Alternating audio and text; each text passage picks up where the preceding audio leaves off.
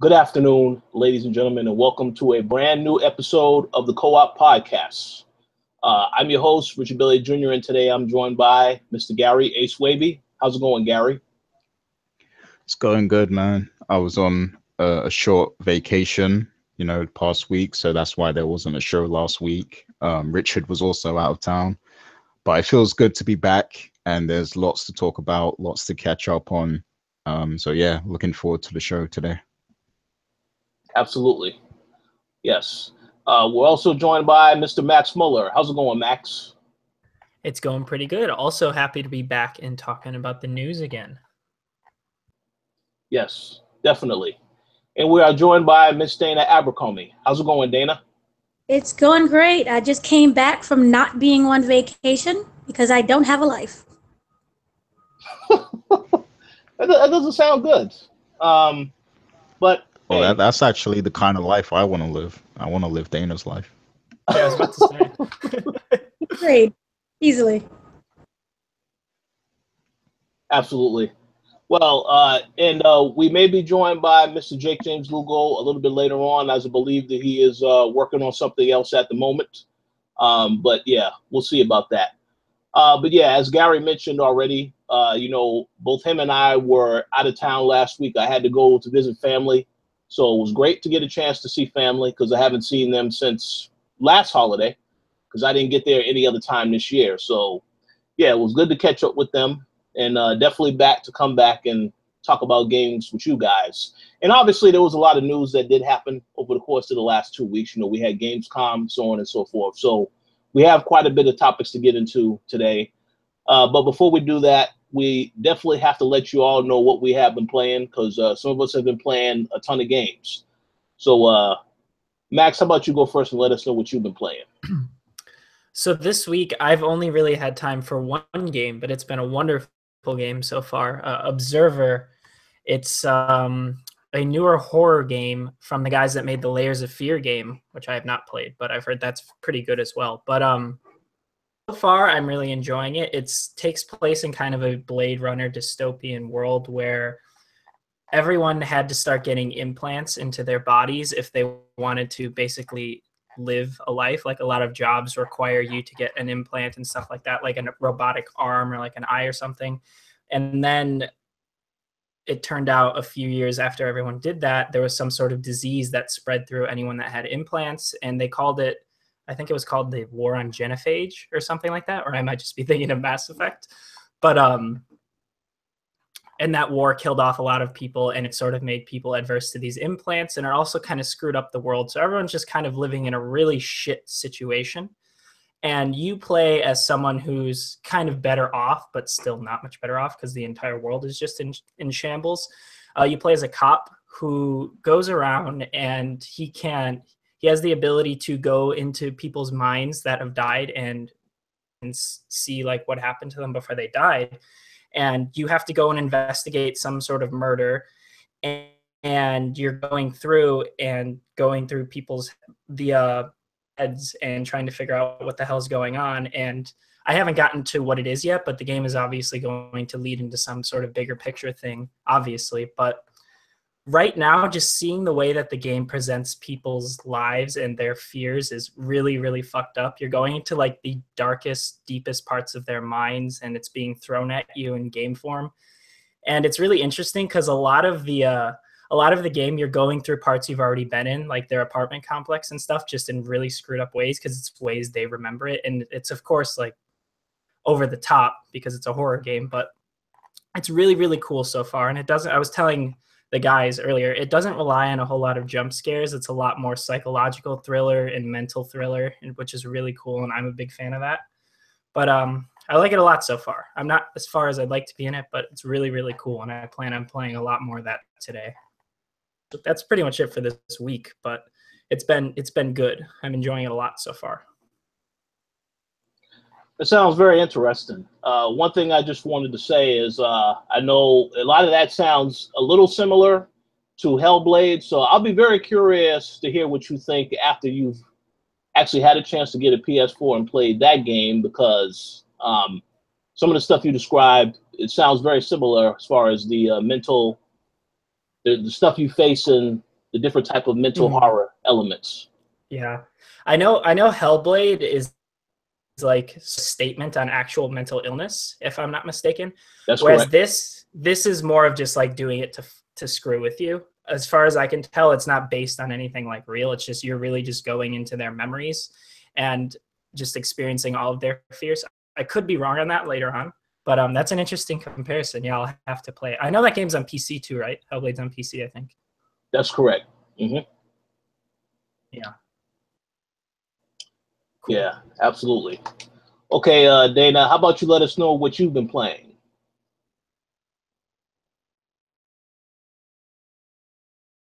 Okay, I have been playing a game called Up Next Hero, which is basically like an old school arcade twin stick game.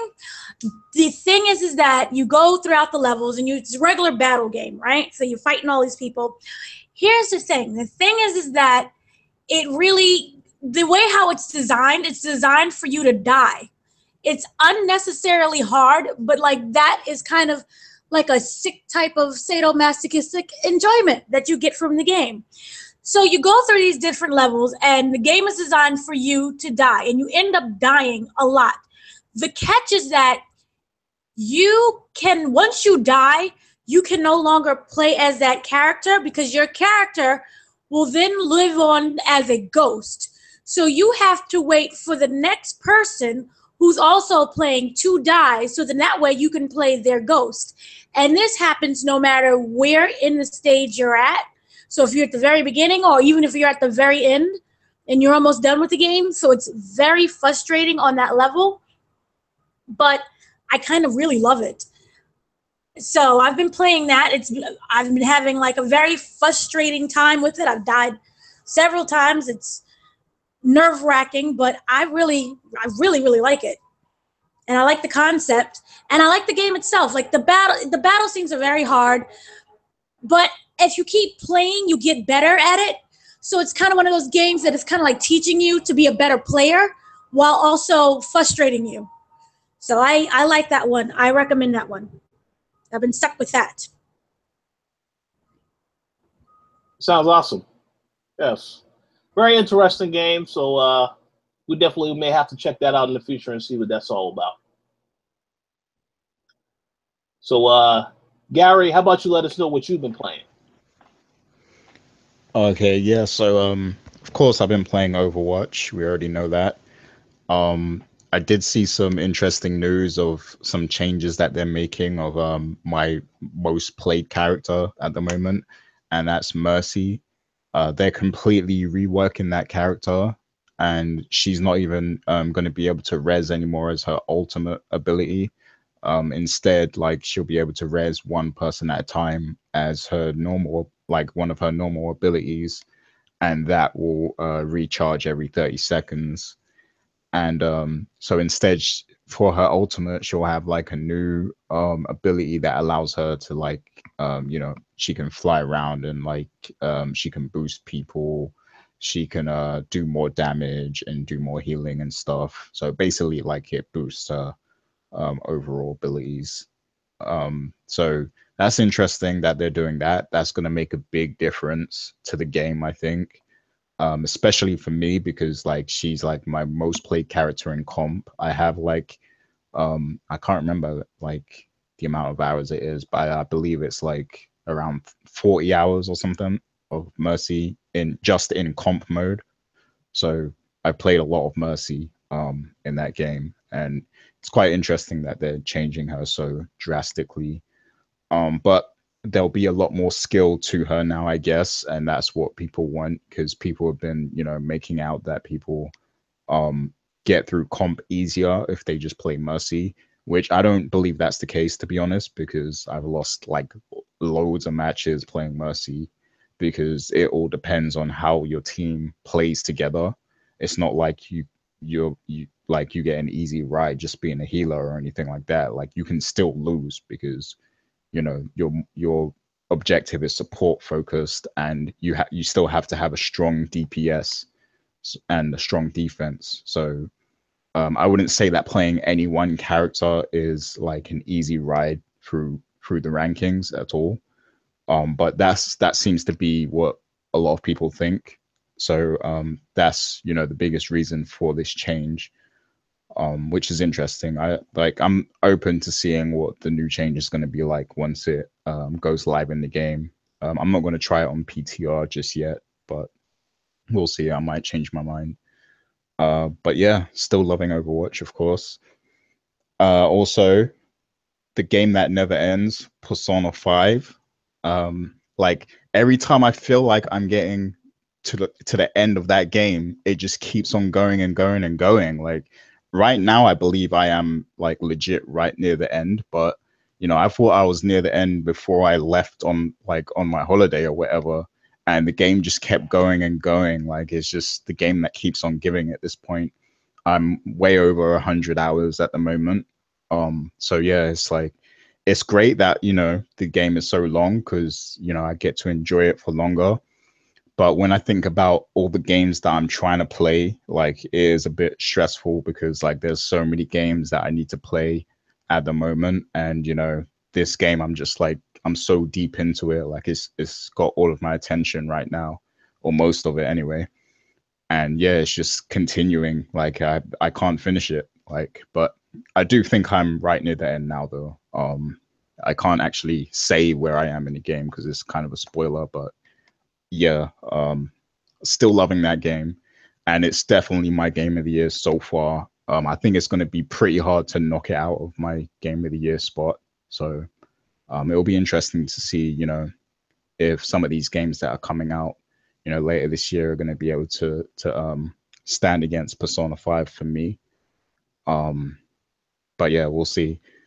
And also I've been playing Uncharted Lost Legacy a little bit as well. And I have to say that so far, I actually enjoy that game more than Uncharted 4. Uncharted 4 was, you know, it was a great game, especially from a technical standpoint. I think my main appreciation for Uncharted 4 comes from the technical aspect and not so much the story. Because, you know, I had a lot of issues with the actual story itself, I think. But, you know, from a technical standpoint and the gameplay, you know, it was incredible. But, you know, with Lost Legacy, I love the characters, I love the story so far, and, you know, the technical aspects of the gameplay are the same and maybe even better because it feels like it's a lot more action paced so far compared to Uncharted 4. It felt like Uncharted 4 was a bit slower to get to the action, but this game is just like, you know, it's non-stop action and adventuring and stuff. So I really love the formula and the balancing of Lost Legacy so far. And Chloe does a great job carrying the game by herself, like as the main character. Obviously, she's got Nadine backing her up as well, and she's also a great character. But Chloe definitely carries the the main character role of Uncharted, and I'd like to see more of her in Uncharted in the future. But yeah, that's pretty much all I've been playing. Sounds awesome. And allow me to say that I'm very proud of you, Gary, for playing more games than just Overwatch, because we know you're an Overwatch diehard fan. So very curious to see what's going to happen, though, when you get your hands on Destiny 2, and whether or not that will replace Overwatch altogether. But I have a feeling Overwatch will never get replaced. Oh yeah, I'm having a real dilemma with that at the moment, man. Because September is coming fast, man, and I still haven't made a decision. But like, I still love Overwatch, so part of me is thinking, you know what, I'm just gonna wait till it comes on PC, so then I don't have to rush into Destiny and stuff. But at the same time, you know, once people start getting Destiny on PS4, I'm gonna be like, shit, man, I'm missing out right now. Like, I just, you know, it's gonna be tough. It's gonna be real tough. But we'll see what happens. Plus, there's that talk about possibly cross-gen network play becoming a thing. So then you'd really feel like you missed. Yes. Oh, yeah, that's another thing you missed this week. I forgot to bring up until you just said that. Well, I'll get into it later with you. But basically, there's been actual talks about Sony allowing cross-network play. Oh wow, that would be incredible. Yep. That would be great. So very interesting. Keep that in mind. Is that was that in reference to Destiny specifically, or like in general? It was in general, but I would imagine Destiny would be one of the first titles to be on that. No. Yeah, I mean, it's like the biggest online game that's coming out, you know, soon. Yeah, so exactly. So yeah, we'll have to see. Yeah, we'll see. It's going to be tough for me, but we'll see. Yeah, that's awesome. I definitely need to look more into that story also, because that's been something that people have been asking for. So we'll see about that. But yeah. So as for what I have been playing this week, well, for the last 2 weeks, I've been playing a ton of games. There was a few that I couldn't talk about at the time because I was under embargo the last time that we recorded the show. So yeah, one of those games was Uncharted: The Lost Legacy. And pretty much I agree with everything that Gary said. It's a great game. The fact that the spotlight is on Chloe is fantastic because we only really got to know a little bit about the character in Uncharted 2. So I'm very glad that they have her featured in this game. And the relationship that she has with Nadine is just fantastic. You know, that really is the driving force behind the game, as I said in my review, that relationship. The villain is, he's okay. But yeah, the main thing about it is the relationship established. And as I also said in the review, if they decide to have another Uncharted, they definitely can have both of these characters make a return and see how that goes. But yeah, great game so far. Also wanted to take this opportunity to thank the guys over at the Throwdown, because I actually spoke about Uncharted also on their show this past Thursday. So if you haven't had a chance to check out their last episode, definitely do so. And make sure you check out Throw Down Your Questions later on tonight. So Uncharted, great game. Another game that I played and I couldn't really talk about at the time was Madden NFL 18. Now, obviously, you know, if you're a football fan, I mean, you probably have already made it a point to get this game because it came out this past Friday. And the game is fantastic. You know, we have a review on the website right now, which is done by Mr. Anthony Nash, that you definitely should check out. But yeah, the game is fantastic. You know, it doesn't feel like last year's Madden game, yes, but I mean, they use the Frostbite engine, so it looks a lot better. And one of the biggest changes in the game is the story mode that they have called Long Shot, which you basically, you know, you take on the role of a pretty much a player that's trying to get into the NFL. He dropped out of school when he was younger in college and gave up on football, but he's getting the chance to actually come back and actually compete to actually get in the NFL.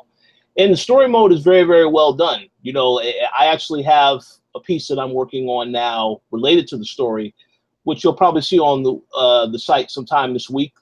But yeah, I have to say overall, if you're a football fan, you absolutely should pick up Madden 18 if you haven't already. They definitely did a lot of things. And of course, with them using the Frostbite engine, everything just looks that much better. But the story mode, you know, it's not perfect. You know, I did have a few issues with it, but still, it's fantastic that they even have that. And I'm very curious to see where they take the series from here because they included that. So definitely check it out if you're into sports, into football, and you won't be disappointed. So 3 other games I want to mention real quick, because like I said, I played a lot of games. I did get a chance to play the Call of Duty World War II beta that is going on right now. You know, we actually did a giveaway for a couple of codes, and a lot of people have already received codes. If you're watching this show, you did not receive a code yet, but you did fill out the form. Definitely let me know, and I'll make sure you get hooked up. But for those that have had a chance to play it, you know, I have to say it definitely feels a lot like Call of Duty. You know, they do have a couple of other modes that you can try out that do feel a lot different. But overall, I thought it was fantastic. You know, the decision to go back to World War II and to get away from the futuristic stuff, I think that was a very good decision. You know, I know that EA did it with Battlefield last year, and that was a great game. But you know, the fact that Infinity Ward is now doing it this year with Call of Duty, you know, Infinity Ward, you could tell that whenever they put out a game, they spend a lot of time making it great. And even when I jumped into this beta, the fact that they had the presentation screen where you can choose which faction you want to use, very, very well done. But yeah, the game so far, the multiplayer aspect is what you would expect from Call of Duty. But still, it's a hell of a lot of fun. I had a great time with it. So I absolutely do plan to pick up the game. I mean, I believe the beta definitely sold me on the game. A lot of people that I've spoken to have said the same thing. So very good decision by Activision to release that beta now before it got busy with everything else that's going on. So definitely check it out if you haven't had a chance to check it out yet. It's not perfect though. Oh well, hey, listen, I never said it was perfect. I mean, it's like I said, if you play Call of Duty, you already know what to expect from the game. But what I'm saying is that I like Infinity Ward. They always do a great job with the campaign. Pretty sure the campaign is going to be great because the last campaign they did was very good with all the huge cast they had in it. But yeah, I mean, if you like Call of Duty, then you already know what to expect from this game. You already know whether or not you're going to get it. But I am going to say again, very smart decision for Activision to even have a beta for this in the first place. And they had it at a perfect time because they're doing it before all the other games come out and it gets really crazy. And the beta, it started this on Friday. It goes all the way up until September 4th. So I have to give them props for that at the very least, you know, because very, very smart decision. So as I said, if you like Call of Duty, check it out. If not, then don't waste your time. Two other games I want to mention real quick. I did get a chance to play more of Agents of Mayhem. I have a review coming for that very soon. Pretty much, as I said on the last show, the game, you know, I like the Saturday morning cartoon presentation that they have for the game and the characters that they actually have as far as the agents go.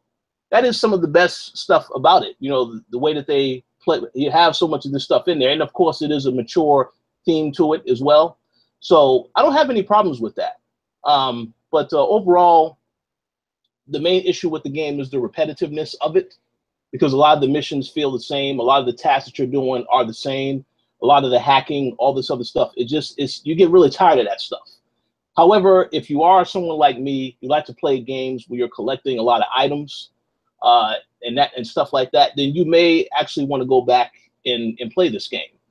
Will I say that the game is definitely worth picking up right now? I mean, I don't know, because it depends on your taste of games.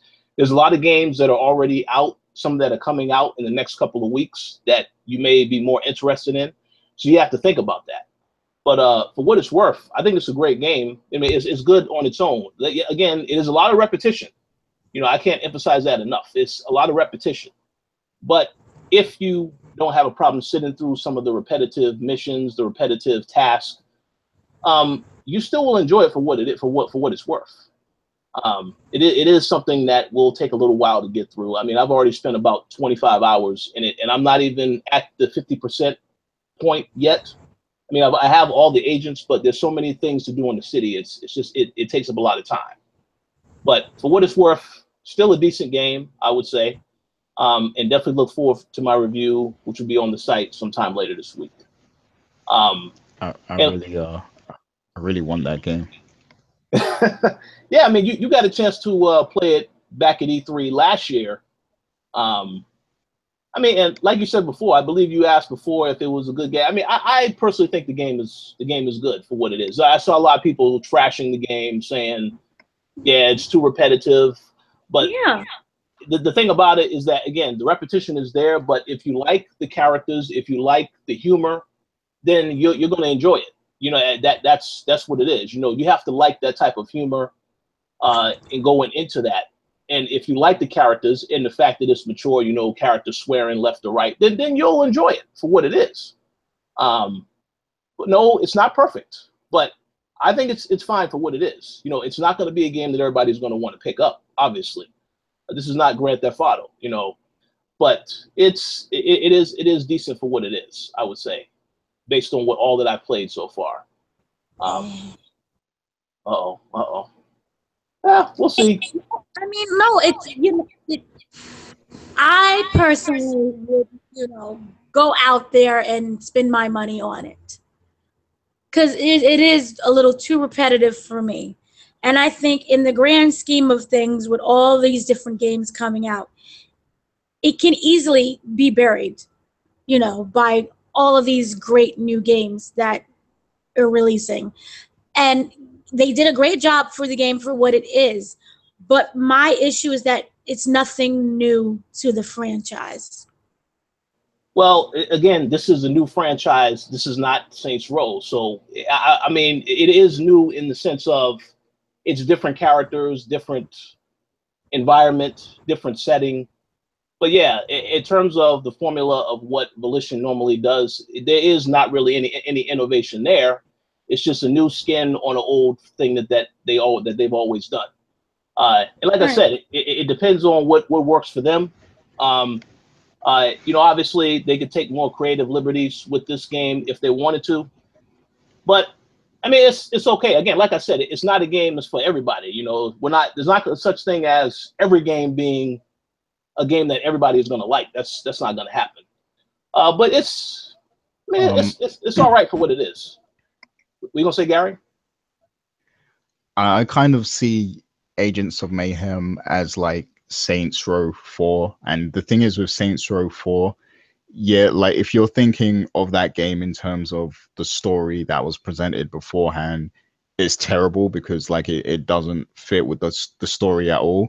But Saints Row 4 was fundamentally a really fun game that I could not stop playing, and Agents of Mayhem just seems like it borrows that formula of Saints Row 4 and, you know, creates something new from it.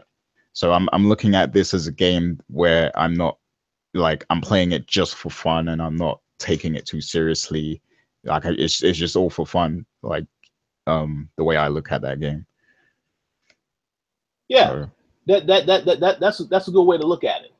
And once again, you know, I do agree that this is a game that could very well it will be buried now if you think about all the other stuff that's out. But when Volition released the game earlier this month on April 8th, that was a perfect time to release it because, again, that came before Uncharted. It came before Mario Rabbids, all these other big games that are coming out. So at least in the very beginning, they had a chance to get some people on board. But again, I don't really know if that was successful. I know they had a lot of the campaigns. I know they had that whole thing that was controversial about the character that had the sex tape type of stuff. Yeah, some of that stuff was a little ridiculous. They had that marketing going on out there, that video that they threw out there. But I mean, again, you know, if you know the type of humor that they normally do with their stuff, you have a good idea of what to expect from this game. Yeah, but again, the biggest issue with the game is the repetition. And if you are somebody that does not like doing repeated tasks, don't pick up this game. You know, but if you are somebody who you pretty much you like everything else about the game, I would at least say maybe you want to rent it if you don't want to buy it. Try it out for a couple of days on Redbox or anything else, and then just see whether or not it's something you actually want. But the repetition, again, that can't be emphasized enough. You have to be prepared for that. I mean, the story itself is entertaining for what it is. The characters are funny, and again, the cartoon, the Saturday morning cartoon type of presentation, that was a good decision to go with that. But again, you have to be prepared for some of the pitfalls, and the repetition is one thing that is, you know, you got to be prepared for. But for what it's worth, I think the game is still decent. And again, if you played any of the other Saints Row games, it is similar in a lot of ways, but they're trying to do something different with this IP. I don't really know if it has a future beyond this, but we'll see what happens. So the final game I wanted to mention, and I know, yeah, we spent a lot of time on what we've been playing, but like I said, I played a lot of games. I finally played Telltale's Guardians of the Galaxy Episode 3 yesterday. Now, I think I said in the past, I did play Episode 1 and 2. It does explore the backstory of the characters. This episode explored a little bit about Gamora and her relationship with her sister. So the thing about this episode is it felt like it went by really, really fast. You know, normally the Telltale episodes do go by fast, with the one exception of the final episode of Tales of the Borderlands, which definitely felt a lot longer and was a lot longer than a typical Telltale episode, which is good. But this episode, it just felt like it went by really, really fast. You know, it went, again, dives into the backstory of, you know, some of the stuff with Peter Quill as a kid. We see some of that stuff going on that he dealt with his mom, which I thought was interesting. And then you do see Thanos, of course, in a flashback, all the stuff going on with as far as Gamora is concerned. So it was interesting. It felt like a lot of the decisions, you know, everything came to the final moment where they had a big decision that had to be made. And of course, we'll see the ramifications of that decision moving forward in the next episode. But in terms of a Telltale game, I felt like it wasn't really too much to do in terms of the gameplay as it normally is. A lot of stuff, you know, quick decisions, quick conversations, and then that's it. They did have some action sequences like they had in the other episodes, but it's still, I don't know. Overall, I would say the episode was just okay. The season as a whole is just okay right now. There's certain things I don't like about it, but I do like the fact that they're trying to explore different aspects about the characters that everybody thinks they already know. So I give them props from that. But if you was to ask me, would I recommend this or Batman as a game that I should pick up right now, hands down, I would say you need to get Batman: The Enemy Within, because it's a lot more emotional in terms of some of the stuff that's happening in the story right now. And of course, they did announce episode 2 is coming out September 26th. So I definitely think Batman has a lot going for it now. I'm not saying that the Marvel Telltale game is not bad. Guardians game is not bad at all. It's just it's a little different. It's a little different, and it's about managing the relationships of everybody on the actual team. So you have to have these conversations with people like Drax or Raccoon to make sure that they're okay with you making a decision. And yet that is a good part about it, because I figure that's how you should do a game that has to do with the team.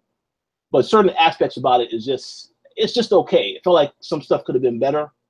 But again, I have to see how the next 2 episodes play out before I give a final opinion on it. But so far, I could say, again, if you was to ask me what I would recommend between that and Batman, hands down, Batman: Enemy Within, that is a purchase I recommend everybody make at some point in time. But that's just my thoughts. But that concludes what we have been playing for this week. As I said, there was a lot of games that I played, so definitely had a lot to say. But we're going to go ahead and jump right into the topics for today. This is a topic that I'm sure both Gary and Max have a lot to say on, because they are huge fans of both of these franchises. So we got news earlier this week that Final Fantasy 15 is finally coming to PC. I'm sure Gary is already ready to pre-order this game as soon as we get a pre-order option for this. But we also got news that it's also going to be getting some Assassin's Creed DLC on all platforms. And this is obviously to promote the upcoming Assassin's Creed Origins game, which is coming out in October. So, Max, do you have any more details as to exactly what people are going to be getting in terms of this DLC? Yes, definitely. I will say that first, when I heard about this DLC, I was like, what the fuck is going on here? I think most people thought that. But looking into the trailer and everything, it seems to be like the Final Fantasy combat is literally just being turned into Assassin's Creed combat in a way. Like, I know you can do air assassinations, you can do stealth kills with the hidden blades. There's literally parts where you can be in the hay bales and pull people in and take them out. And then they also have like the synchronizing options. I don't know if that's just going to be like a one-time thing for each mission or something like that. I don't know if there's going to be a whole lot of combat or anything like that, but I think that's pretty cool so far. And the Final Fantasy 15 gameplay and combat kind of lends itself to this. And there's also going to be the parkour, which I will say that even though I enjoyed the combat in the game, it felt a little bit loose. But it looks in the trailer so far that the combat means that the game is going to be tightened up a bit more, but it looks like it's going to work out. Like, you literally see Noctis running over pipes and hopping up walls and stuff, because Lestalem, the city in the game, is kind of revamped to look like a city from Assassin's Creed, and everyone's even dressed like that, which is pretty cool. And I know there's supposed to be an original story that features Cindy. Cindy's back in it. And I don't think she was dressed up, which is kind of funny. She was dressed the same, but everyone else had some sort of outfit. But it looks pretty cool so far. I hope that the story's good. And I know that it's going to be free, so like there's no reason not to try it out, you know? Absolutely. So one question I want to ask real quick, and then we get everybody else's opinion. So this character is it's just, there's no character that is in any way going to be tied to the Assassin's Creed game. It's more so just the setting feels like an Assassin's Creed setting. Is that what you're saying? But I can tell, yes. Okay. But because it's technically it's an assassin festival. Like the city of Lestalem is like being overhauled to celebrate being an assassin, I guess, or something, which is kind of funny. There might be more on the story that I don't know about, but from what I know, that's all we know about the story. That's interesting. Okay, Gary. So now, what are your thoughts on this? Because I know that you're a huge Assassin's Creed fan and a Final Fantasy fan. So is this something that you definitely will try out, or you're not impressed? Yeah, I mean, I'll probably give it a try. The last DLC that came out for the game, it was pretty cool. It was fun. The first one I wasn't a fan of. The second one was good. So yeah, I'm willing to try more Final Fantasy 15 content. And let me just say as well that I think Square Enix Japan are huge fans of Assassin's Creed, because there's been a lot of cross promotion on their side of things. Because I feel like there might have been, I can't remember which game it was, but I think there was like an Assassin's Creed costume DLC in another Final Fantasy game, but I can't quite remember which one.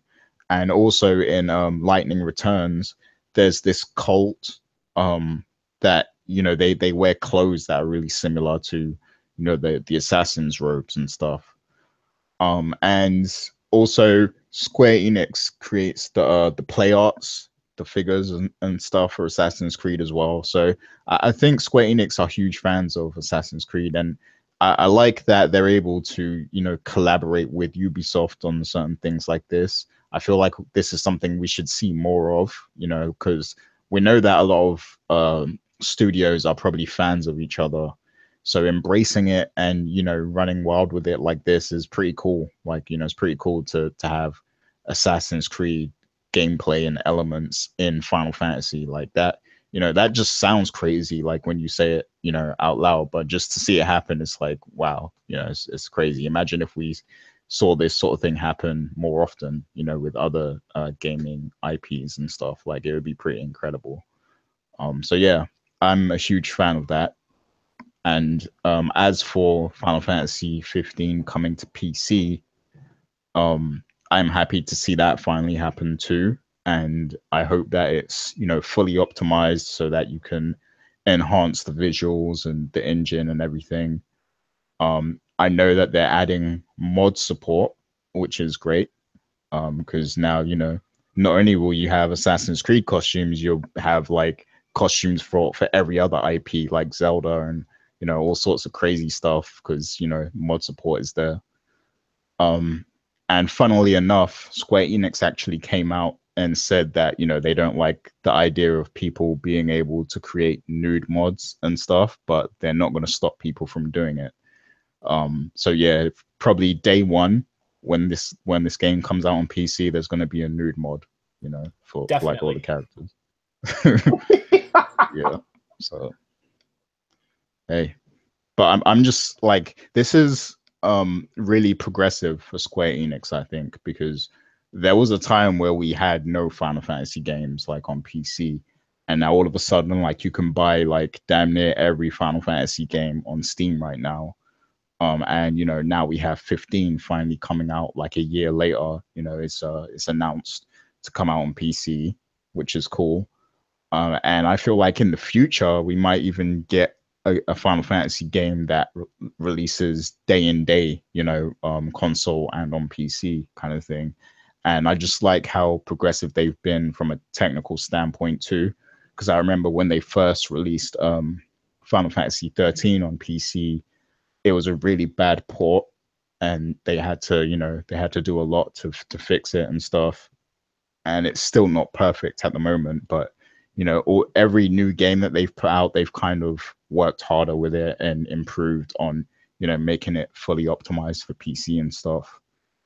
So, you know, they're showing a lot of growth in on, you know, when it comes to PC, and I like that. So I just want to give Square Enix major props for that. Of course, you know, all of their Western games, you know, that's usually already handled because they have, you know, those studios to help them with that process. But when it comes to, you know, the Japanese stuff and Final Fantasy, you know, in particular, it's like it's a different studio. So, you know, that's why things have been quite different on that end. But yeah, looking forward to it. Yeah, sounds interesting. I mean, we'll see. Yeah, I think you made good points. This is a good step forward for Square Enix, so I'm very curious to see what this partnership does and what other partnerships they would consider moving forward with other companies. Because Ubisoft have been heavily promoting this also on their blog, so we'll see about that. Dana, you have any thoughts on this collaboration?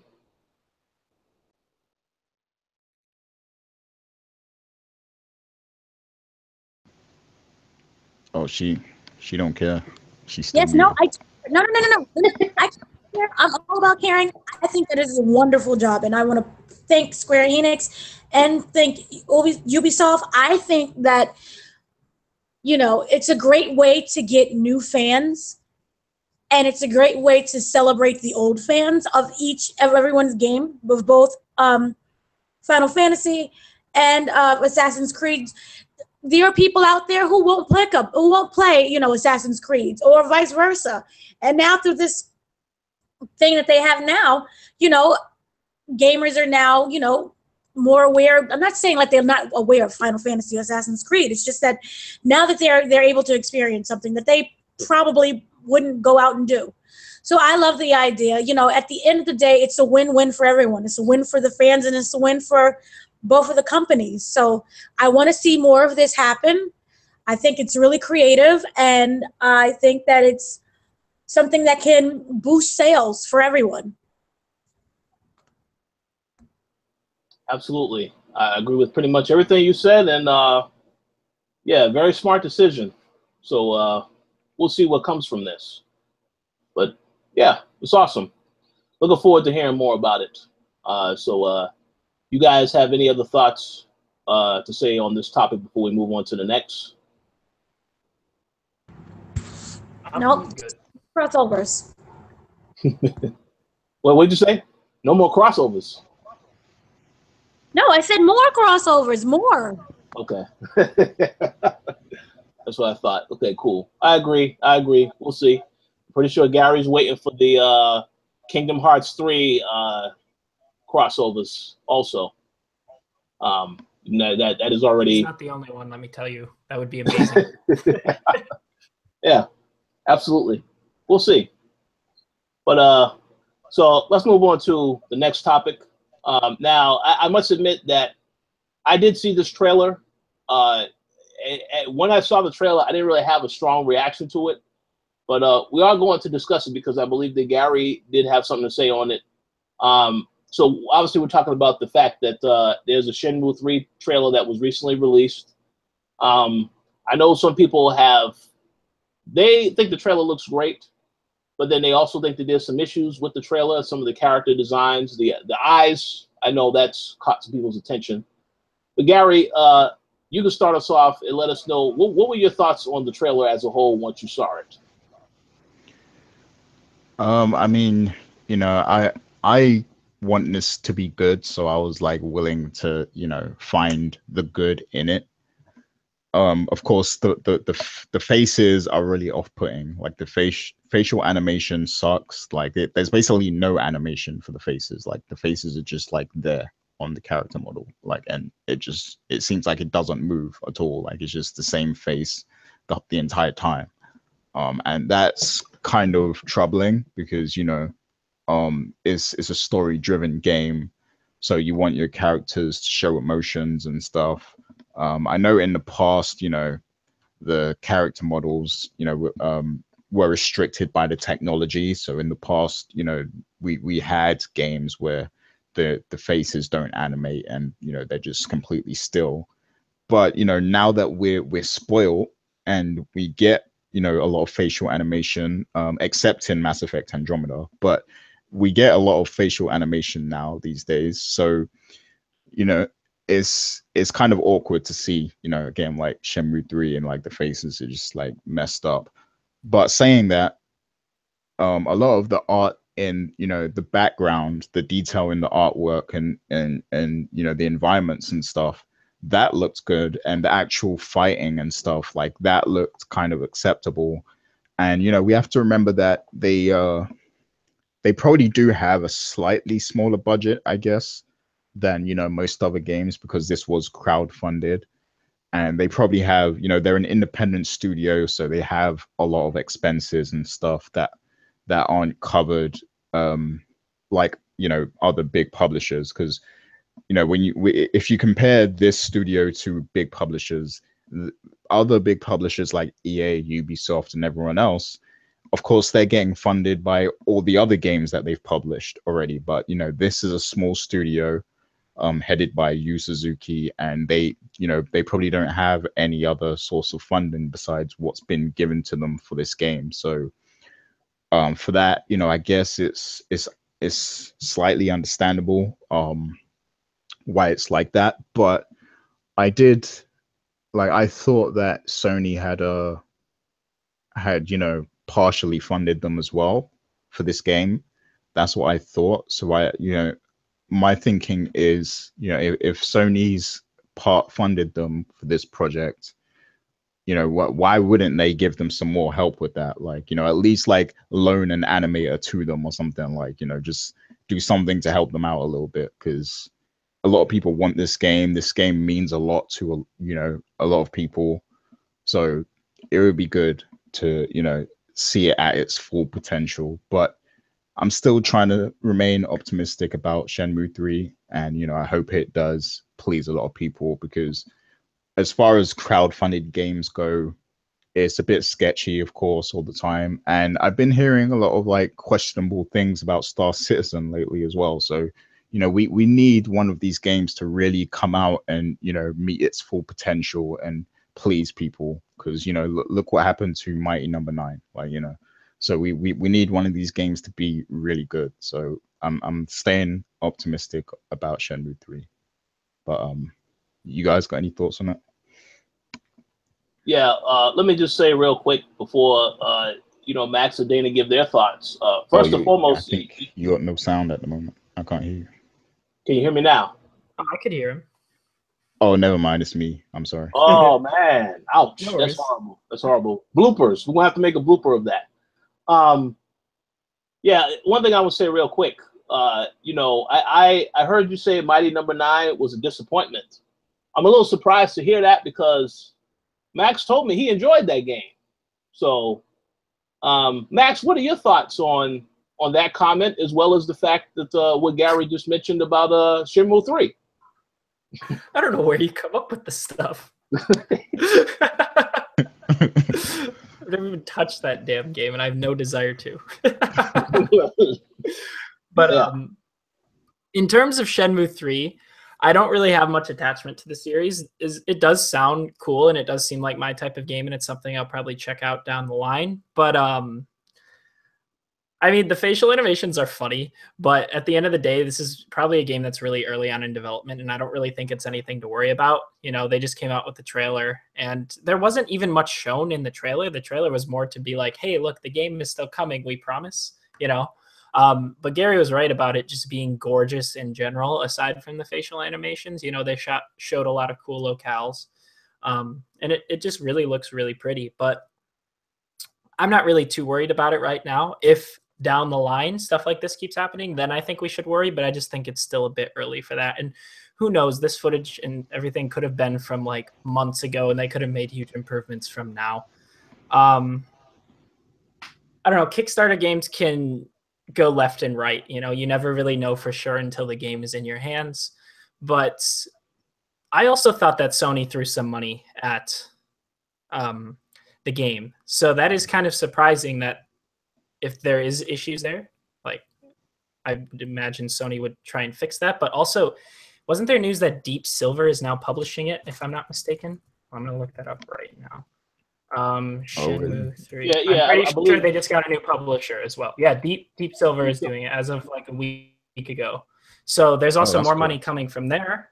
Yeah, but that also makes me think, like, how much did Sony actually help here? You know, so there's a lot of different ways this game is being funded. I hope that it has enough money. You know, maybe it does, maybe it doesn't. But if they needed a publisher like Deep Silver, maybe it doesn't have enough. But I don't know. We'll have to see. It's an interesting state right now. One thing I will add is that they also said that this is not the last Shenmue game. I believe they want to do another one after this. But my guess is that it depends on if this one does well. But I mean, I don't really know. But yeah, the fact that you mentioned Deep Silver is involved, Deep Silver definitely will assist. Yeah, I don't know how much Sony invested. We know that they had the game revealed at the Sony press conference, the Kickstarter revealed. So maybe that was part of the deal, that they just got them in front of everybody to let them know, yes, we are helping them make this game a reality. I don't know. But we'll see. So, Dana, do you have any thoughts on Shenmue 3 and the trailer that they released? Yeah, I think this was kind of like a silent plea to get more money. Like, please help us. Because it looked like one of those homemade stop animation things that you do, which like just basically your Barbie dolls. But aside from there being absolutely no movement and everything just being stiff, it was a very gorgeous game. Like, and the scenery was very gorgeous, and the lakes and the little mountain that they had, it was very pretty. So I think that, you know, this is not the final version. This is like, please help us, and also we're still working on this game. If you really care about it, please help us, because this is what you're going to get with the animation. I don't think that there's anything to worry about right now at this point, as was previously said. I think that, you know, a miracle and someone will come through and we'll give them money, and it'll look much better. It'll at least look like it was made in 2010. Yeah, well, hey, again, you know, people, they want this game. So my thought is that people will still go out there and get it. You know, now, will they be happy with the final product? I have no idea. I mean, my guess is that, you know, when they heard that the game they had the Kickstarter, you know, and of course that they delayed it because it was supposed to come out this upcoming holiday season. Now it's 2018 instead. Well, sometime in 2018. I don't know when in 2018 specifically, but I think people know that they have to keep the expectations. This is not going to be a top of the line, one of the best looking games that's out. I mean, and they should be okay with that. But at the same time, I guess we have to see. As you said, and everyone else, I don't think it's anything to worry about at the moment. This, I think, was important for them to show the trailer, to show, yes, we are working on the game. This is what is being developed right now. It's not representative of the final product, but just to let you know, we are working on the game, because I know people have been asking where the hell is the game at, because they haven't seen it since it was announced. So we'll see what comes from this, but yeah, definitely keep optimistic, Gary. I know you said you'll be picking this up on day one. We have quite a bit of friends that are very much looking forward to this game. Mr. Charles Singletary looking forward to it, as well as Ramiz as well. So hopefully the end result is going to be satisfactory to all of them next year. Yeah, but we'll see what happens. Any other thoughts before we move on to the next topic? Yeah, since you brought up Ramiz, I wanted to share like this really fun theory that me and Ramiz came up with for Shenmue 3. Now, you guys might not get, you know, where we're going with this idea, but like, you know, all the people out there who have played, you know, either Shenmue 1 or Shenmue 2, you know, you'll get where we're going here. So Shenmue 1 and 2, like, they're notorious for, you know, having tedious jobs that you have to do. Like in the first game, you have to be like a forklift driver. In the second game, I didn't really play the second one too much, but I know there's like a lot of tedious jobs and work situations that you have to do in that game. And, you know, everyone probably knows that, you know, that the objective of this game is Ryu Hazuki. His father was killed by Landy. So Ryu is after Landy. He's trying to find him. You know, he spends like the whole game trying to find him. And then at the end of the first game, Landy gets on a ship and goes to China, I believe, somewhere. And Ryu follows. And, you know, while he's in China, he runs out of money. So he has to work to fund himself and everything like that. So like what we think should happen in Shenmue 3 is we think that you should catch up to Landy within like the first half hour of the game, right? And then kill him. Like, so you get your vengeance in the first half hour of the game. And then the rest of the game is basically just you working to get money back so that you can go back to Japan. Like that's how we think this game should be. Like that's true Shenmue right there. That would be hilarious. I would love that. That would be legendary. Like that's the Shenmue 3 we want right there. So Yu Suzuki. What's up? No, I was gonna say that's an excellent theory that y'all put together. So I have to ask this question. So would you only be doing the forklift jobs, or will that be expanded to other jobs now since this is 2017? Oh, there has to be a lot of jobs because, you know, you're gonna need to get a lot of money. So you're gonna have to work like 3 jobs at least at one time. And then in the middle of the game, there's gonna be a point where you get robbed. So then you have to make that money all back again and then more. So yeah, it's gonna be a lot of grinding. That sounds interesting. That sounds very interesting. Hey, you know, I would love to see that. You know, anything that'll be challenging for the player and get them right back into, you know, having that work experience, so on and so forth. But, you know, we'll see. They can go, you know, I don't really know what all they're going to explore in the sequel, but should be interesting nonetheless when it comes out next year. Yeah, we'll wait and see. That's a good theory, though. You and Ramesh definitely need to contact, you know, make sure you contact the director and have him consider this idea, if not for 3, for 4, since we know that there will be a Shenmue 4 supposedly. So, but yeah. Any other thoughts before we move on? No, that's it for me. Okay. Cool. Okay, so this next topic is this is going to be a very interesting conversation because I believe that it is fair to say that by far, well, maybe this isn't the most disappointing game of 2017. I mean, I have to go back and look at every game that came out, but this damn sure is on the list. And of course, we're talking about Mass Effect Andromeda. Yes, we received an announcement last week, actually last weekend to be exact. I think this was right around Gamescom when it was about to ramp up and start. EA confirmed in a blog post that there will be no more Mass Effect Andromeda single-player DLC or patches.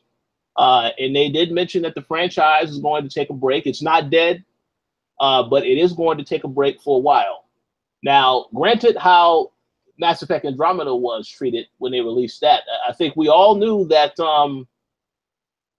this can't really be too much of a surprise. You know, EA, clearly I think the game needed more time. It would have been helpful if EA had pushed it out further, if not later this year, maybe the start of next year. But obviously they made it a point that they wanted to get it out because they knew that Battlefront was going to be out this fall. And I guess they don't really want, they want that time all on its own. So with that said, I wanted to ask you guys initial reactions to this news, and whether or not, when do you think that we'll actually see the series come back? And how do you think that they may bring it back? So, Max, how about you tackle this first? Because I know you were heavily disappointed with Andromeda.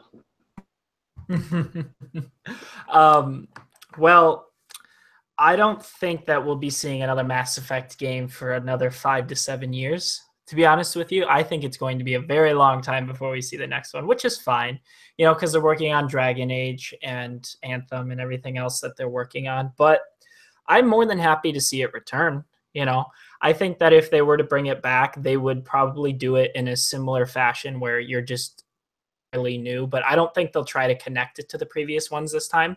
I think that they'll just completely go new. I hope that they just completely go new. Maybe a few references to Shepard here and there.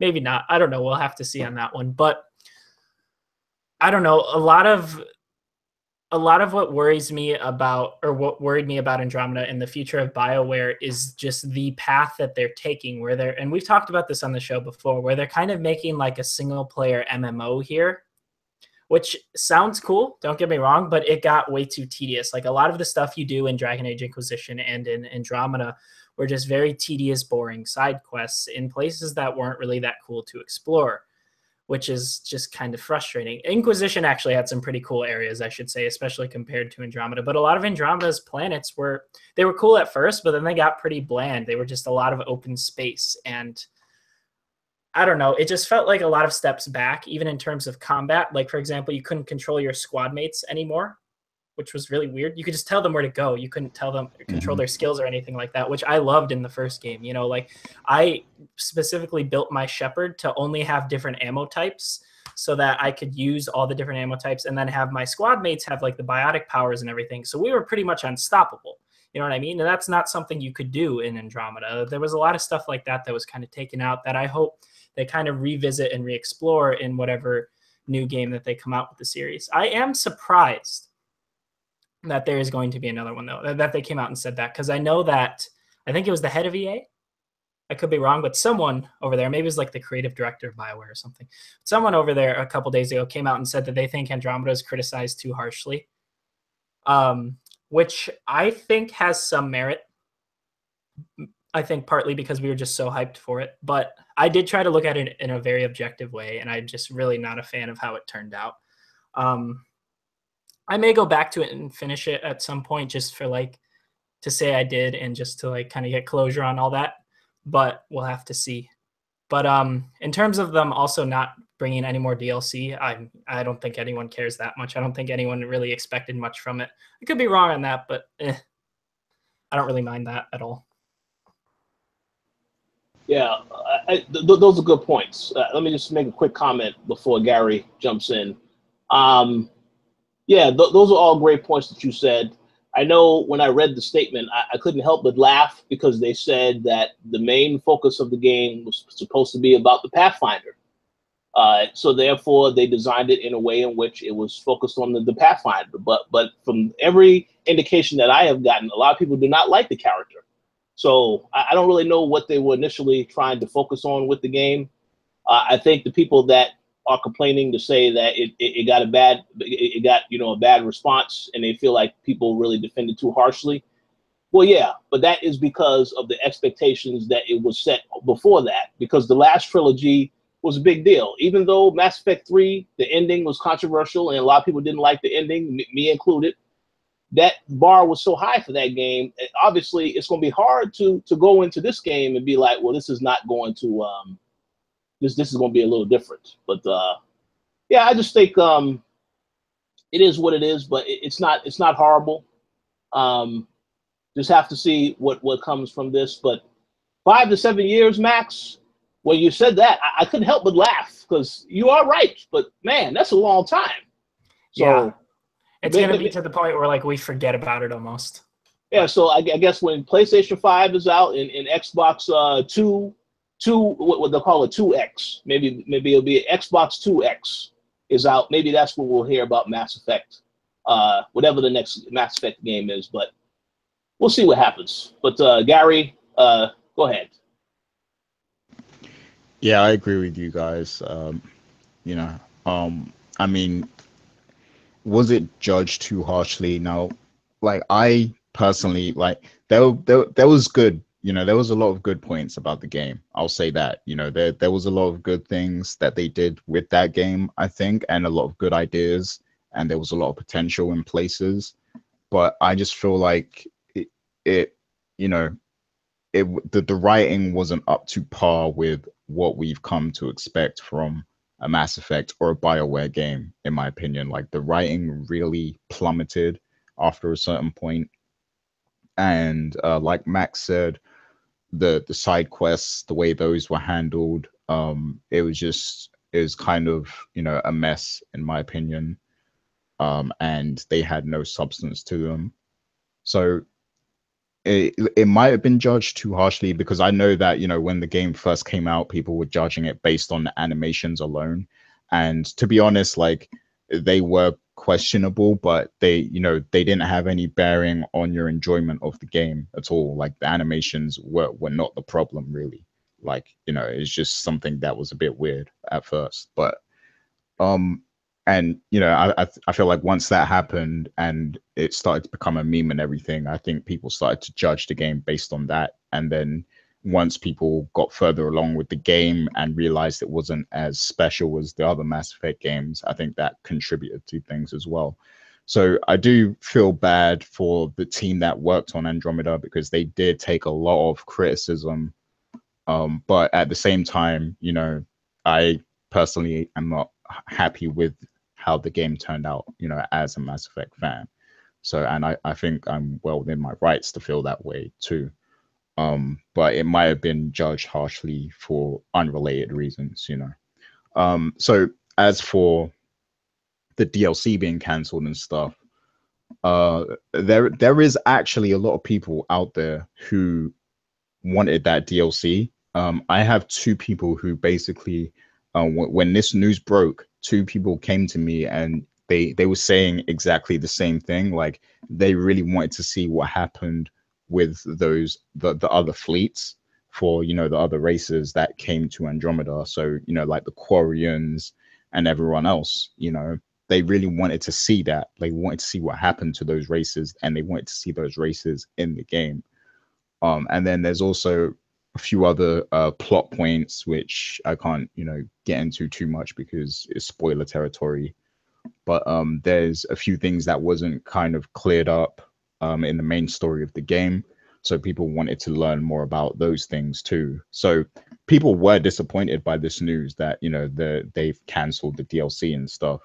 And, you know, I find it weird that it's just the single player, because the multiplayer aspect of the game, it seemed it was really like generic and not fun. So I'm surprised that they're like still doing stuff for that, to be honest, because they specifically said single player. So I'm assuming they're still working on the multiplayer. And like, how many people are actually playing that multiplayer? That's what I want to know. But yeah, it's disappointing that it turned out this way, I guess. But that's what happens when, you know, you don't, I guess you don't understand what the core audience wants. And I feel like Dragon Age is sort of going that way as well, because Inquisition, it was good. It was, in my opinion, it was better than Andromeda, but it was kind of going the same route as, you know, Andromeda went in, you know, a little bit, especially the side quest system and stuff and the way that's set up and handled. So I hope that, you know, they're able to rectify that with the next Dragon Age game. And as for the next Mass Effect game, I think it won't be for a long time till we see this game come back again. And, you know, I think it should be a very long time, to be honest. We know that they're coming out with Anthem, and that's what the main BioWare team has been working on. And Anthem is likely going to be a long-term commitment for the team. So I don't think we will see Mass Effect again, you know, in the PlayStation 4 and the Xbox One lifecycle. I feel like it might be something that will be, you know, whatever the next iteration of the consoles is going to be, it might be something, you know, along that end of things, I think. And I'm okay with that. I feel like they just need to leave this alone for a while and then come back to it when, you know, they're really inspired and they have good ideas for it. And, you know, they're willing to put the main team on it. And, you know, it has their full undivided attention. Like, I feel like that's the point when they should, you know, work on another Mass Effect. So for now, just leave it, you know. We know they're probably working on a Dragon Age, so focus on that. Focus on Anthem, and, you know, I'm fine with that for now. Because I don't want them to run down this series at all until they're, you know, completely focused and dedicated to it. So that's my thoughts. Very good thoughts. I have a question that I want to ask very quickly, but before I do that, Dana, let's get your thoughts. How do you look? How do you view this whole Mass Effect situation? Is it good or is it bad? I'll say this. I think that yes, the series did suffer. I mean, the game suffered. It had problems with it. I do think that people was kind of jumping on the bandwagon of, we hate the game. But I do think that by them taking this break, they can assess everything that was, issues, and maybe doesn't necessarily mean that they're going to fully bring, is going to commit themselves to this game, to this franchise again. Maybe it's kind of in between. So if they decide to not do this game ever again, I'm okay with it. If they decide to do it, I just really hope that they take everyone's, issues into, is listening to what everybody is saying, and that they build and make a better game and have the storylines that people want to see and that they're focused on it. So. Very good point. I agree with all of you. Now, let me ask a very quick question.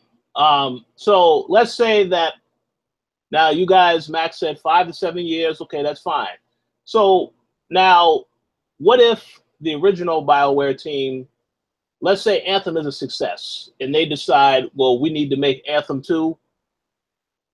Do you think they should bring in another studio to do Mass Effect, or should they let that team do whatever else they're doing and then come back to Mass Effect?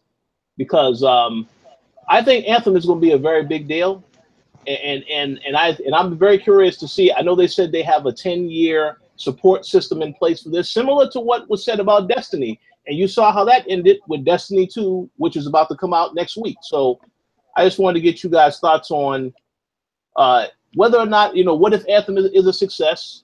Do you think that BioWare should EA should let BioWare work on another Anthem right away, or should they say, okay, now this is the team that needs to come back and work on Mass Effect, or bring in a new team altogether?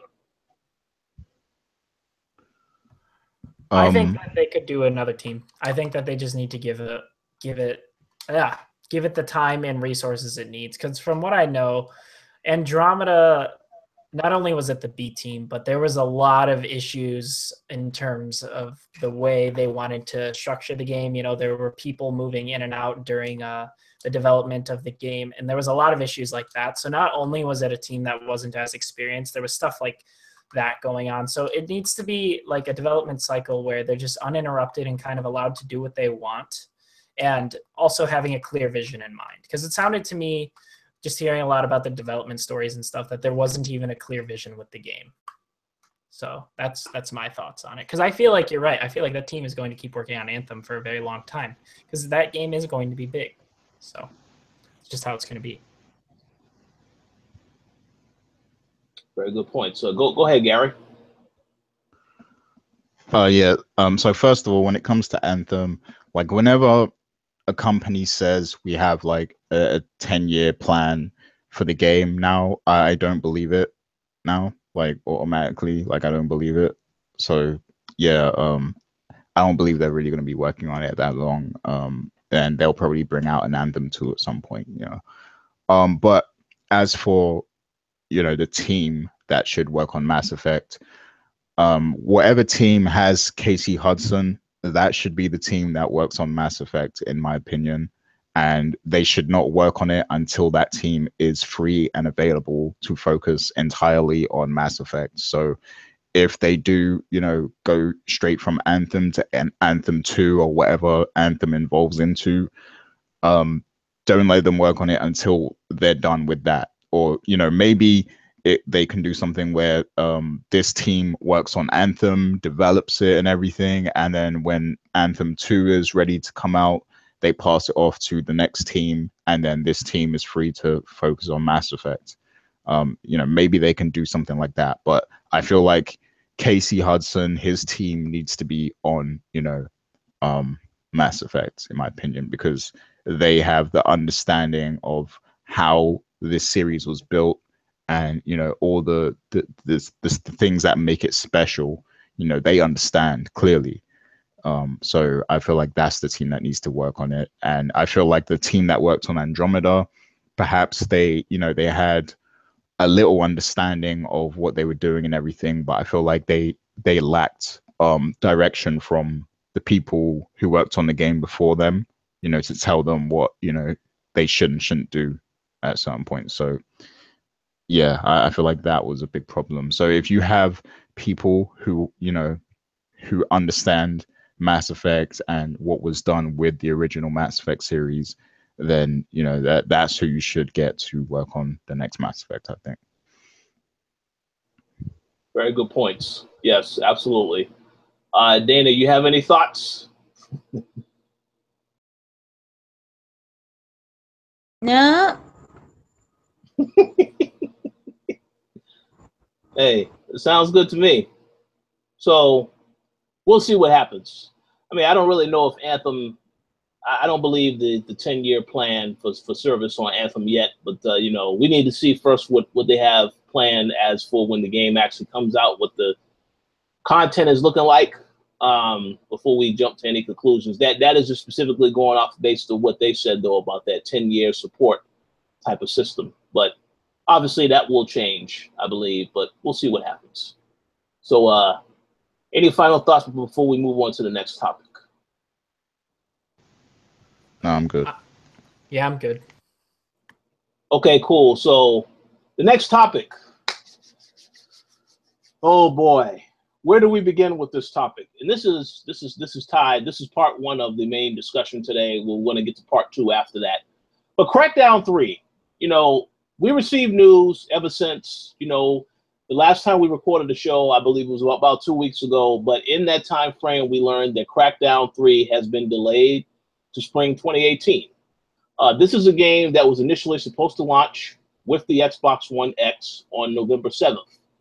But Microsoft had decided that the game did not look quite up to par. They need more time. So they have decided to delay the game to spring of 2018. Now, I do have some thoughts on this delay. And you know, while delays are good, obviously, there are a lot of issues with this in particular one. But before I get into my thoughts, I want to get what you guys' thoughts were on this particular delay and how this impacts Microsoft moving forward, if at all. So Max, how about you go first? I think that this kind of sucks for them because Crackdown looks kind of cool, don't get me wrong, but we've said it before. We don't think it's the system seller the Xbox One X would have needed. It would have helped, of course, but now that that's not coming, what do they have at launch? You know, they have a couple things, but no like first-party exclusive things is what I mean. Like Crackdown 3 was supposed to be like a first-party exclusive.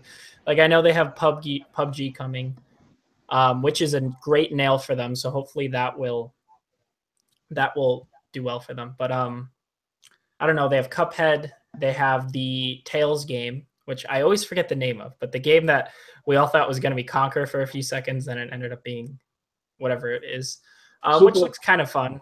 What? Super Lucky's Tale. Yeah, Super Lucky's Tale. Yes, that, which looks fun. But again, it's like I'm not getting an Xbox One X for those things. However, while I would have guessed that the system was going to be screwed, they did say that the consoles are just completely sold out. So, and that people pre-ordered the shit out of it. So I don't know. Maybe we're wrong on our predictions, and maybe the console will do fine even without these games. I'm really not sure on that one. But it does suck that Crackdown 3 is getting delayed, but it's probably going to be for the better because that game, I heard it was fun, but to me, it looked like it's one of those games that's going to be fun for a little bit and then just be the same thing over and over again. So maybe with this delay, something will change with that and that it'll be a better game for it. Absolutely agree with that. Yes. Okay, Gary, what are your thoughts on this particular issue? I think it's really disappointing, and you know, at this point, Microsoft they seem really insecure when it comes to Crackdown 3 because they took so long to, you know, actually show the game again, and then, you know, they had that hype moment at E3 with Terry Crews and everything.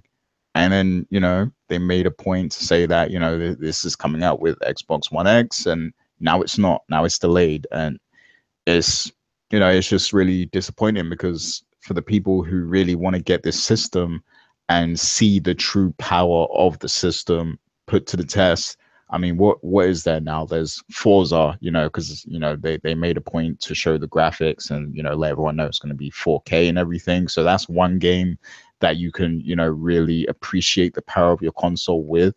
But then, you know, what else is there? You know, you're going to spend that much money just for a driving game, just to be like, wow, for like 10 minutes. Like, you know, it's really disappointing, I think. And I don't know, man. I mean, that's great news that, you know, the pre-orders have kind of been piling up and it's sold out at places. You know, it's great news. But the thing to remember is that those are pre-orders and they're not solid. You know, that stuff can change at any time. And also, there's probably a lot of people buying the console for resale as well. Because you know, when there's you know, any new hardware out and stuff, you're going to be able to make some profit off of it if it's in high demand. And so if a lot of people are, you know, trying to get hold of the system, you know, people are going to be able to resell it and stuff like that. So I don't know, like me personally, if I'm a gamer, I don't know what you would buy the system for. I mean, if you already have an Xbox One, Xbox One S, you can still enjoy those games without rushing to get the Xbox One X. So, you know, I'm kind of scratching my head trying to figure out, you know, why you would even buy the console right now, to be honest. Like, it doesn't seem like a logical thing to me. So yeah, I don't know what to say anymore about Xbox One X. Interesting. I did see there was at least one gentleman in the chat that was talking about, well, hey, we still got the third-party titles, so I guess that's a reason to buy it. You know, you can play Assassin's Creed Origins, you can play Wolfenstein, and all these other third-party titles, Shadow of War, that will run better. Okay, but are those things that are going to make you rush to buy the system? Because, I mean, how many of those games are going to be enhanced with the Xbox One X? Like, I mean, these are games that are going to be optimized for every other console, you know, whether it's Xbox One S or PS4, you know, like, so that's my thing. Like, why would you spend that much money just to play those games when you're going to buy them anyway on other systems? Exactly. That's I my agree. thing. Like, I have my Xbox right now, and I'm just going to buy those games on my Xbox just because I don't have nor want to spend $500 on a prettier Xbox, you know? At that point, I would invest in my PC. You know what I mean? It's better for those who don't have a console yet and are still looking to get into consoles. Like, yeah, then the Xbox One X, that makes sense, you know? Or for some people who just really aren't happy with the performance of the original Xbox One. But I don't know. It just seems to me that Microsoft is trying to keep the fan base they have now and appeal to them, but not really expand on the one they have, which is admirable and good, I guess. You know, that's not a bad thing. You know, cater to the people that support you, of course, definitely. But it seems to me that they don't really have a plan in the long run for expanding on that either, I guess, is more my issue with it. Because if they had, like, for example, Mark brought up in the chat that people really like hardware, which they do. And then look at the Switch. The Switch did phenomenal, even though it had one game worth playing. But because we knew what was coming afterwards. Like with this, we still don't really know what's coming afterwards in terms of exclusives and stuff like that. Like the Switch gamers who got it early, they knew stuff would be coming and they knew that their purchase will be justified. Yeah, very good point. Absolutely. I do have some things to say, but before I do that, Dana, what are your thoughts on the Crackdown 3 delay? Are you planning on getting Crackdown 3 in the Xbox One X in the future? Heck no. But here's the thing, though. There are people who are very, adamant, and they're going to get that Xbox One X. And I'm all for that, and good for them. Me personally, I'm not really interested, but I think it's a wait-and-see thing. You can still get the console now and just wait until the game comes out and then continue playing whatever other console that you're using right now. I don't think that it's something that is like a crisis. I think that this is something that can easily be fixed. I don't really see this having a massive impact on sales. I don't think, you know, people are going to start jumping up and start canceling their pre-orders simply because Crackdown 3 is not available. I do think that it's going to be a very slow progression of having their sales, you know, higher than what it is right now. But I do see Microsoft, you know, being steady with they're having a steady sale, especially around the holiday season. So I don't really see this as being this, like, you know, big, terrible news. It's unfortunate for anybody who's looking forward to the game. But other than that, you know, I don't really know many people who's like right there saying, Crackdown 3, day one, woo! So. Yeah, see, some good points. Well, Gary, you about to say something? Oh yeah, real quick. I just want to, I want to give a shout out to the guys in the chat room who are, expressing, why they want the system. And I completely understand, if you're really into your technology, you have a 4K TV set up and you want to get good use out of, your 4K TV and you have the money to spend, then go for it. I'm not sitting here telling people that they shouldn't buy the system, or that there's no reason for them to, if they have the setup for it and everything and they have the money for it, if that's you, then go ahead. I'm just saying, in the grand scheme of things, there's going to be a lot of gamers who are just going to, sit back and watch, what happens with the X. I think, because you might as well just hold off and wait and see what kind of support the Xbox One X gets in the long term, moving forward. Because, why would you spend that much money on this system when, all these games are accessible to you anyway? And, the future of Xbox, I'm probably going to sound a bit drastic here, but the future of Xbox is a little questionable right now because, we can't, there's not a long list of exclusives, on paper, that we know of. So if I'm a consumer right now, I'm just going to sit back and, enjoy the systems I have and see what happens moving forward. But that's all I'm trying to say. But I understand, for those few people who do want to get the system, to enjoy their 4K experience, then there's nothing wrong with that. That's good. Also, to go off of the future of Xbox being a bit muddy right now, don't forget that Microsoft cut funding to the Xbox division I think a week ago this was announced, or a couple of days ago.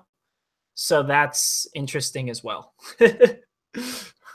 See, I don't think anybody really knew about that information because I didn't know about what you just said. So that's interesting. So let me just say this real quick about Xbox. I've said before multiple times, I am an Xbox fan. I love PlayStation as well. I have all of the consoles, so I'm not really biased in any thoughts. But I will say this, when this delay got announced, I was very disappointed. And it's not because the game needed to be delayed. I think we can all agree, well, for those of us that were at E3, we saw Crackdown 3. It did not look good. It looks like it needed more time. So I'm glad that they decided to give it more time.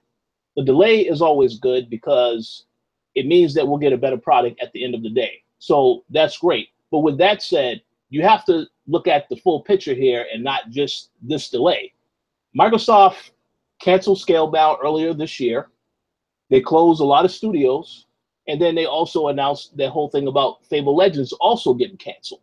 So it's a couple of things that happened as to why I said this is bad news. This is bad news for Microsoft because of all of the stuff that's going on in the games that they're working on. Now, with that said, like you said, Gary, at launch, I don't think they've done a good job of convincing me why I would need to have an Xbox One X at launch. I have seen the videos of the footage of some of the other games that Digital Foundry did performance tests on, and it looks phenomenal. But a lot of these games I have already completed. I've already gotten all of the achievements, so I don't really see why I would want to go back to playing those games. Plus, you add in the fact that all of these other titles, such as Shadow of War and Assassin's Creed, all of these games are coming out before the Xbox One X even comes out. So you could essentially buy the game on Xbox One and then I guess there will be a patch update that you will receive at a later time. But I feel like if anybody is going to want to get any of those games, they can easily get it on PlayStation 4 or PC because they'll be out. They want to play them now. They may not want to wait for the enhanced version because the system isn't launching to line up with those games. Now, it's a different story if they decided to release the Xbox One X today before those games come out, because then somebody can be like, okay, yeah, I want to see this experience in 4K right away. But you're not going to be able to do that until the system comes out on November 7th. And that's the other reason why I say any game that's coming out before that, I mean, I don't really think that's a strong selling point either, because, I mean, the game will be out on everything else also at the same time. So if you have a PlayStation 4 Pro or a PlayStation 4 for that matter, you can just pick the game up for that system or PC. And obviously PC will be the better version regardless of what the consoles bring. But yeah, I mean, what I'm saying is the timing of it releasing, the timing of all these other games, it's not necessarily in their favor. Now, we can say 2018 will be a better year for Xbox games, but I don't think anyone is going to debate that this has been a bad year for Xbox exclusive titles. Halo Wars 2, great game. Not a game for everybody. Absolutely not. You have Cuphead coming out. To me, that was the best game that I saw at that Gamescom show, and I'm definitely getting that. Day one, no doubt about it. Super Lucky's Tale, I'm not really into that type of game. Age of Empires, I'm not really into that type of game. But obviously, there are some audiences that will pick up those games. And then, of course, you have PUBG, which is a big game for Microsoft to have. That is the one smart move that they did do in getting that game, because that game may move some consoles. But again, that game is on PC now. And people who have already have it on PC, they really don't need to be convinced that they also need to get it on Xbox either. So it's a sticky situation. Obviously, Microsoft will have a better year in 2018 with the games that they have coming. But there's no doubt anyone can sit here and say this is a fantastic year for Microsoft. You can't really say that with a straight face, because a lot of bad stuff did happen when you look at everything. Obviously, look at the delay on its own. Maybe that's not a big deal, and it's not. But when you look at everything, and then according also to what you just said, Max, about them cutting the funding to that department, yeah, this is not good news. So I'm seeing in the chat that was apparently Phil Spencer came out and denied that. Apparently, that's not the proper term to be used. Okay. Mark was saying the funding requiring approval came out of the Q2 financial report at Microsoft. So, from what I can tell, no, the funding wasn't necessarily cut, but I think they're going to be more careful with it. Okay, well, I'm glad you clarified that, and thank you also, Mark, for clarifying that, because I know some people will come after us with the pitchforks. Oh yeah, no, you guys said they canceled. Yeah, so go ahead, Gary. Can I just say something to that real quick? In business terms, that's practically the same thing, to be honest. Yeah, they have to be careful. Watching the money and having budget cuts is almost the same thing when you're dealing with a huge corporation like that. So I think that's basically him. Oh no, I was just gonna wrap up by saying that's basically Phil Spencer doing PR. But yeah, carry on, Max. And this came from a very trusted source, ZHugeEX on Twitter, who normally when he says things like that, like they're true. Like he's an industry insider and his facts are usually very on point. So this isn't just talking out of our asses here. This was something that was believed to be true and reported on. And I missed that Phil Spencer said no. I had no update on that. But well, yeah. It's all right. But yeah, I'm glad that was clarified, because I know people like to think we're talking bad about Xbox, even though I said I've been an Xbox fan since day one. I have all the systems, so I'm not biased. But you know, they won't listen to that part. They'll say, "Hey, you guys said something bad about Microsoft, so we have to hold you to that." But glad that was clarified. So thank you again, Mark and Max, for clarifying. But we'll see what happens. I mean, again, Microsoft, they have an opportunity to have a better year in 2018. Just because I am not convinced I need to have the system day one doesn't mean I won't have it eventually. I mean, I will get the system at some point down the road, because, you know, it is our job to actually cover these games on the site. So I am going to get the system at some point, but I just haven't seen enough to say, oh, I have to have this game the system as soon as it drops in November. I don't see that, because I'm looking at the other whatever else is out at that time also. Because again, I did see it said earlier in the chat, $500 isn't a lot. You know, you sometimes pay that much for a phone. That is a true statement. However, you have to think about this. There are a lot of other games that come out during the holiday season. So ask yourself a question. Am I going to spend $500 on a new system, or will I just use that money towards all the games I want to play on my current systems? I'm going to say I will possibly just go for all the games and get the system at a later time when nothing else is out. And I mean, that's just my logic. But again, if the people out there that are balling, by all means, get everything that you want to get. No one's saying don't get the system. All I'm saying is that I personally think that the lineup at launch is not as good as it could be. But 2018 will be a better year for Xbox, no doubt about that. But that's just my thoughts. And with that analogy, with, you know, people buy $500 plus, you know, phones every year or every 2 years or whatever, like when you like usually have like a finance plan with that, so you're paying monthly for those phones, and with the console you're paying outright unless you have a credit card, you know, and you pay your credit card monthly. But you know, it's kind of different in a way. And I had something else I wanted to branch into, but I'm gonna wait till you're done with this, Rich. Oh no, I'm actually done. I was going to move on to the main discussion now that is related to this. So you can start that off if you want to. Okay, Unless, yes, yeah, unless it's different, then by all means go ahead and branch into what you were going to say. Well, it really kind of relates to what we're talking about now, so I'll get it out now real quick. So I read like a hypothetical article a few days ago, well, or maybe a week ago or something like that. I think it was when I was away, and it was saying Microsoft should sell the Xbox business. So I wanted to ask you guys, if they sold the Xbox brand, right? What company could you see picking it up, and like who, like, do you think this should be a possibility? That is a tough question for me to answer. Wow, I wasn't expecting that. If I would have known that, I would have done my research ahead of time and said, "Oh yeah," but this is all on the fly. Did you ask that question again? I was typing. Okay, yeah. This is all hypothetical, so there's like no facts involved in any of this. But like, okay. I was reading an article. I guess like thinking about it now, it was probably in response to this financial news. But I was reading an article, you know, like a week ago or something, and it was saying that Microsoft should sell the Xbox brand.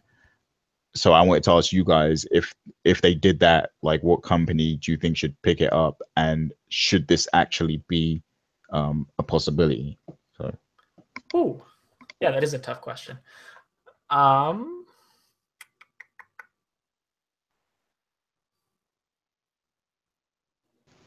don't know. I could go first if you guys. Definitely go ahead. Definitely go ahead then. Well, yeah. Let me say real quick. I think it's hard to see them selling it. I'm not really sure who the buyer would be at the moment. Here's the thing. From a business standpoint, I think anyone that was to purchase something from Microsoft, they're going to look at the franchises that obviously are the most popular. So a Halo, a Gears, and maybe Forza. I don't know how popular Forza is around the world. Obviously, it's popular in Europe. I don't really know how popular it is here in the States. I know I love the series. A lot of people here like it, but I don't know how many people like it here. But I would say anyone that is buying the company, I don't know if they will want to necessarily buy the brand as a whole. They would be interested, though, in picking up Gears and Halo because they know those are the franchises that people flock to the most. But as a brand, I'm not really sure who would make that purchase.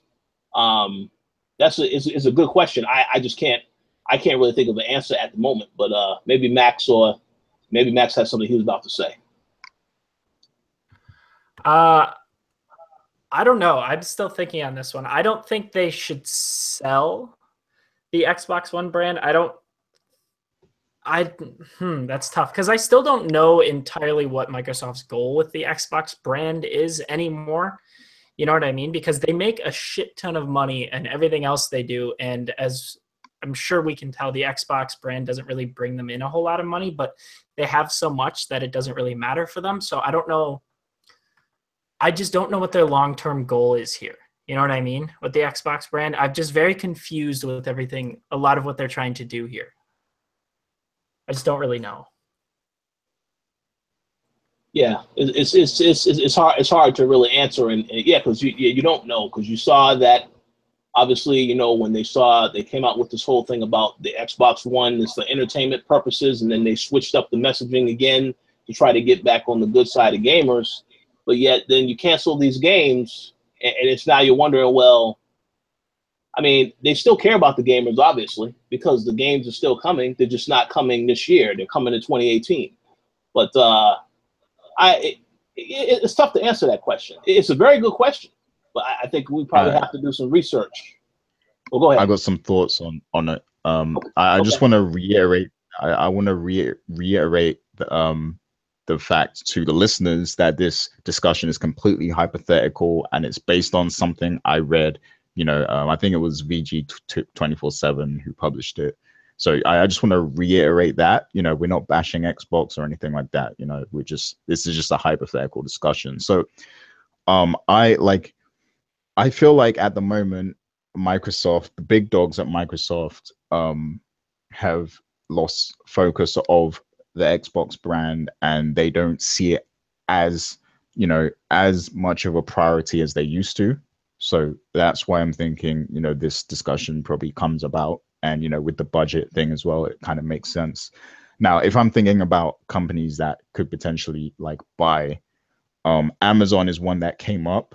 Shouts to Bury Me Hollow. And I believe it came up somewhere else as well with regards to this question. And Amazon is a good pick.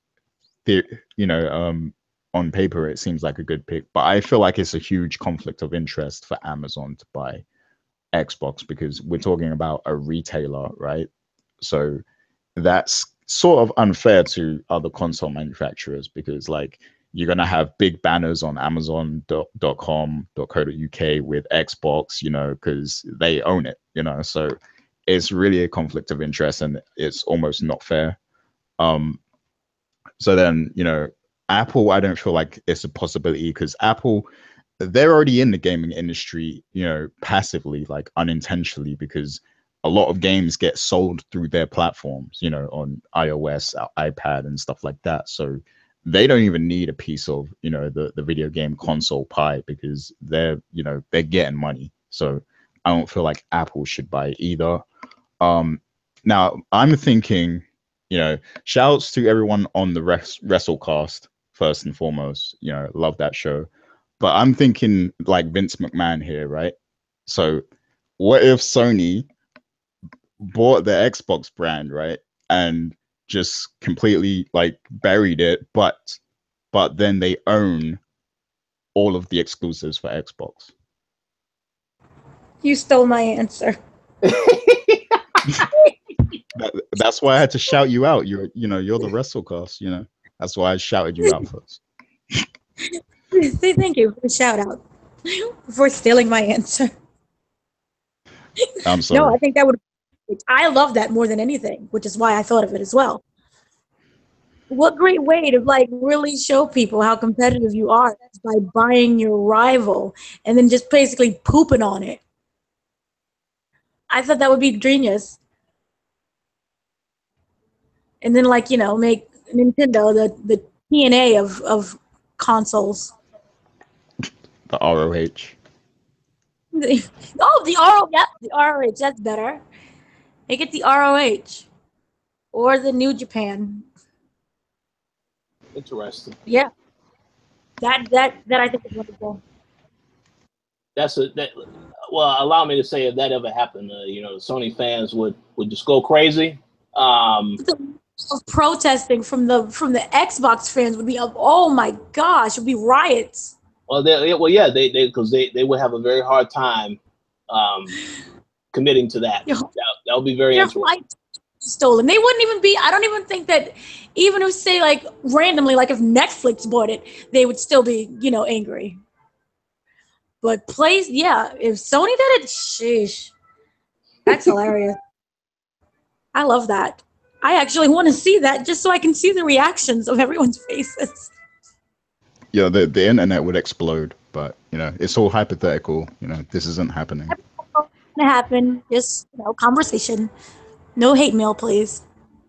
Yeah, that's a good question, Gary. But man, it's wild to think about that type of stuff. But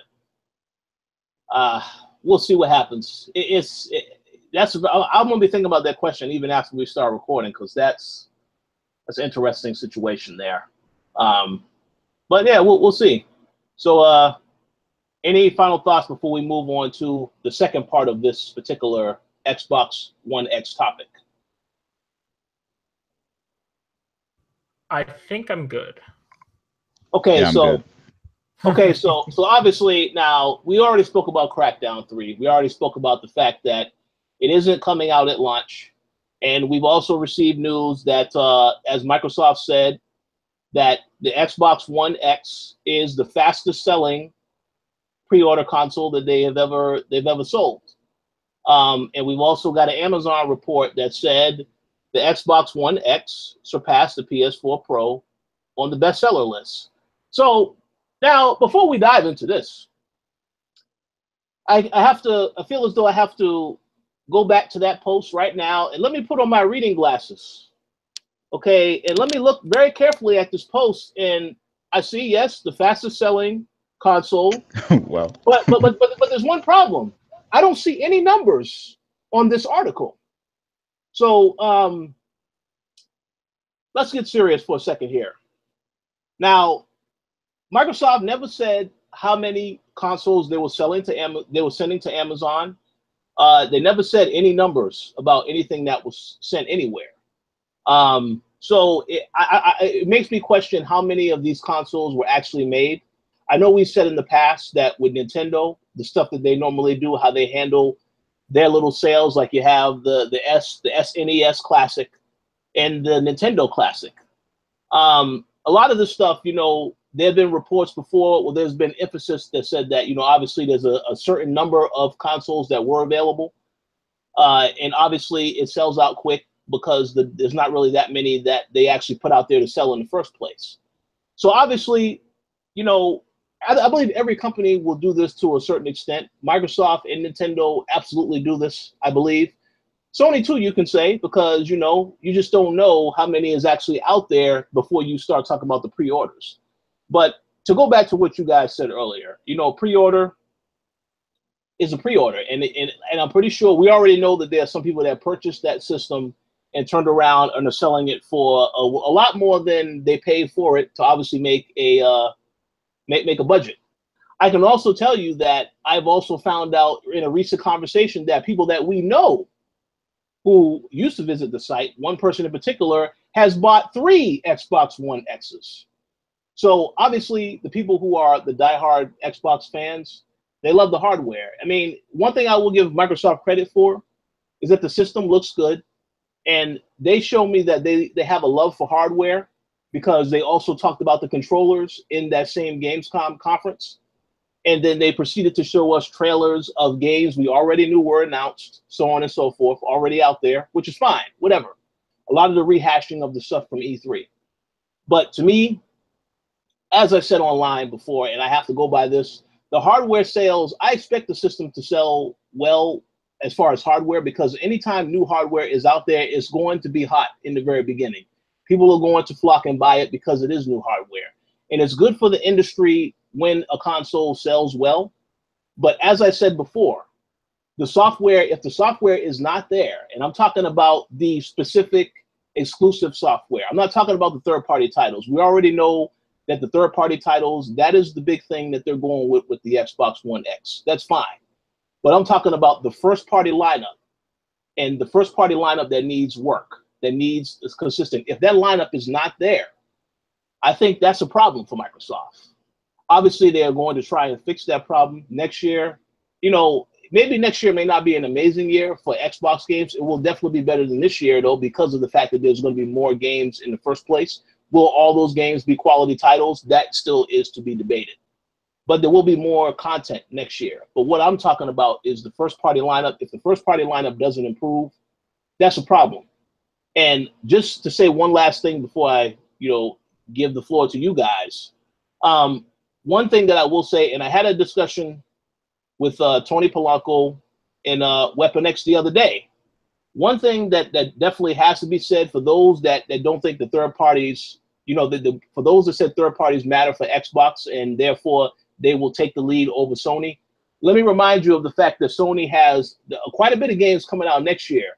2 games in particular that I think will be system sellers. One that I'm not really sure if it's coming out next year. We know Last of Us. Anytime Naughty Dog puts out a game, the game moves consoles. So Last of Us Part 2, whenever that comes out, that's a system seller. But the one game that is an instant system seller is Spider-Man, because this is a game that's not coming to PC, it's not coming to Xbox. And some people may underestimate the fact of just how important it is that is a PlayStation 4 exclusive. You can't really overlook something like that. So I'll be very curious to see what people say next year. When the third-party games come out there, I'll be curious to see if that makes a difference for Xbox. But even if it makes a difference for Xbox, when you have PlayStation releasing other games such as Spider-Man, such as The Last of Us Part 2, such as Death Stranding, the list goes on. The list goes on. When you have them releasing those titles, you can't tell me that those are not enticing titles for somebody who doesn't have a PlayStation 4 to say, oh, I definitely need to get myself a PlayStation 4. And if you add in the fact that Sony already has a lead in terms of console sales, but then you also have these titles coming out to further entice people to get a PlayStation 4 if they don't have it already, I think there is no doubt about it that Microsoft is not going to catch up.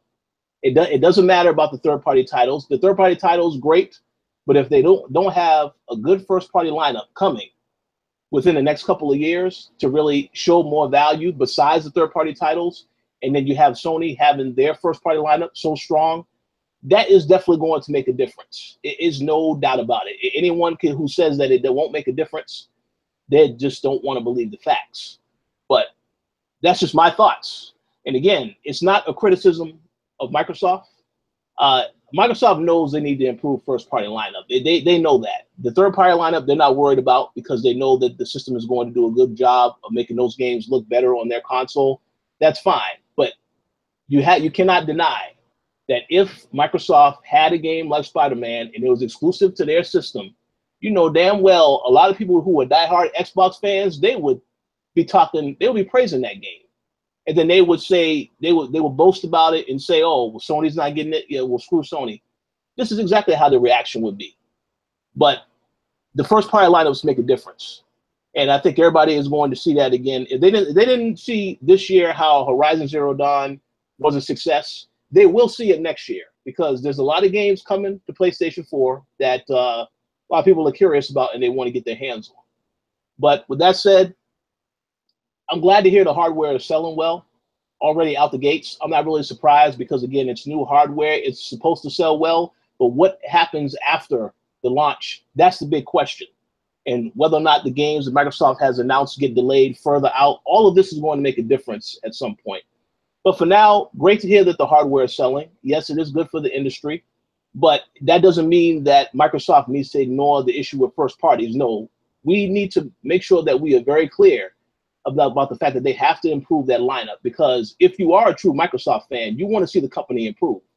The way to improve is for them to focus on making first-party titles also, not just rely on the third-party games to sell their console. But that's just my thought. Now, Gary, you have any thoughts you'd like to share? Yeah, you made some really good points there. There's 2 ways I want to look at this, like, with regards to it, outselling the PS4 Pro, in terms of just the pre-orders and stuff. I feel like, PS4 Pro is like a fake 4K system, kind of, it's not like true 4K. and on paper it doesn't have, you know, the power that Xbox One X has. So I feel like a lot of tech junkies out there are naturally going to gravitate towards the X more, just because it is capable of outputting true 4K. Of course, they'll probably be disappointed eventually, because, you know, not every game is going to be capable of rendering full 4K, but, you know, it does have a huge advantage in terms of, you know, its specs and the way it's built. It's just we need the, you know, Microsoft desperately needs the software to match with the hardware. So the other way I want to look at it as well is, and this might be a big reach, but, you know, I definitely, it's something I want to say, just, you know, just to be different a little bit. I feel like, you know, Nintendo and the way that they've sold their systems this year, I feel like they've kind of created a trend, and it's led to this new fad of, you know, fake demand.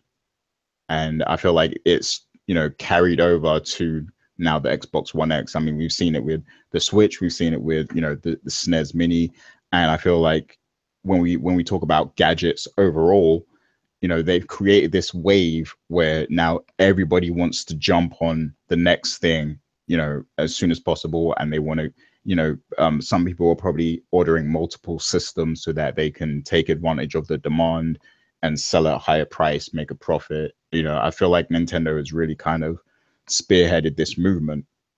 So I feel like that contributes to it a little bit as well.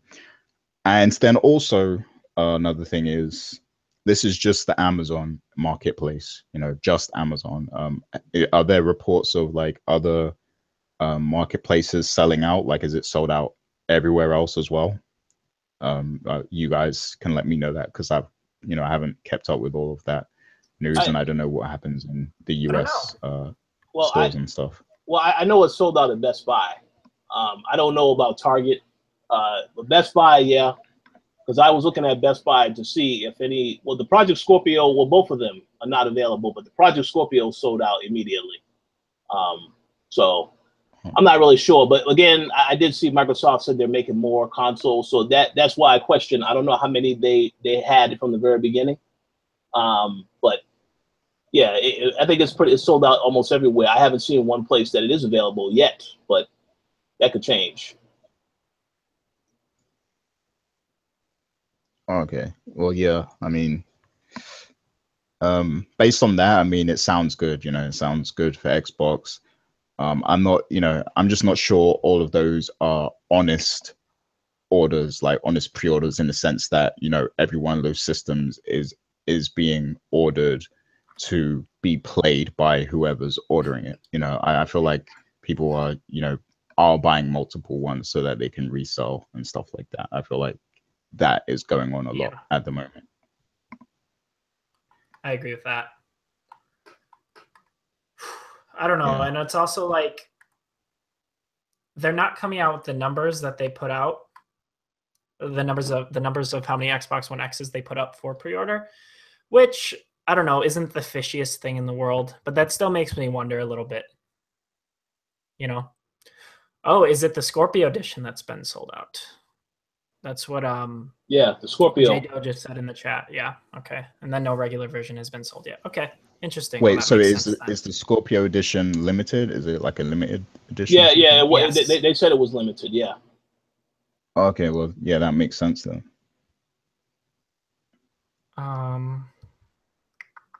Yeah, we're pre-ordered in the first 5 days. More were pre-ordered in the first 5 days than any Xbox before, which is cool. That's actually really great for them. Yeah, it definitely is great for them. No doubt about it. And again, you know, a lot of people was curious about the pre-order, when it was going to happen, you know, but they waited till Gamescom to finally make it official. So yeah, I think that was a good, wise decision. And as I said, the hardware selling is great, but how it is supported afterward, that is what we will have to see. You already said, Gary, earlier about Nintendo. Yeah, there was some skepticism of Nintendo with the Switch, but when the Switch launched, they had Zelda. So what we have as Xbox One X owners now, we have PUBG, which is a game that's already out on PC for those that want to play it now. If they don't have a PC, then yeah, the next best thing is to get an Xbox One X for that.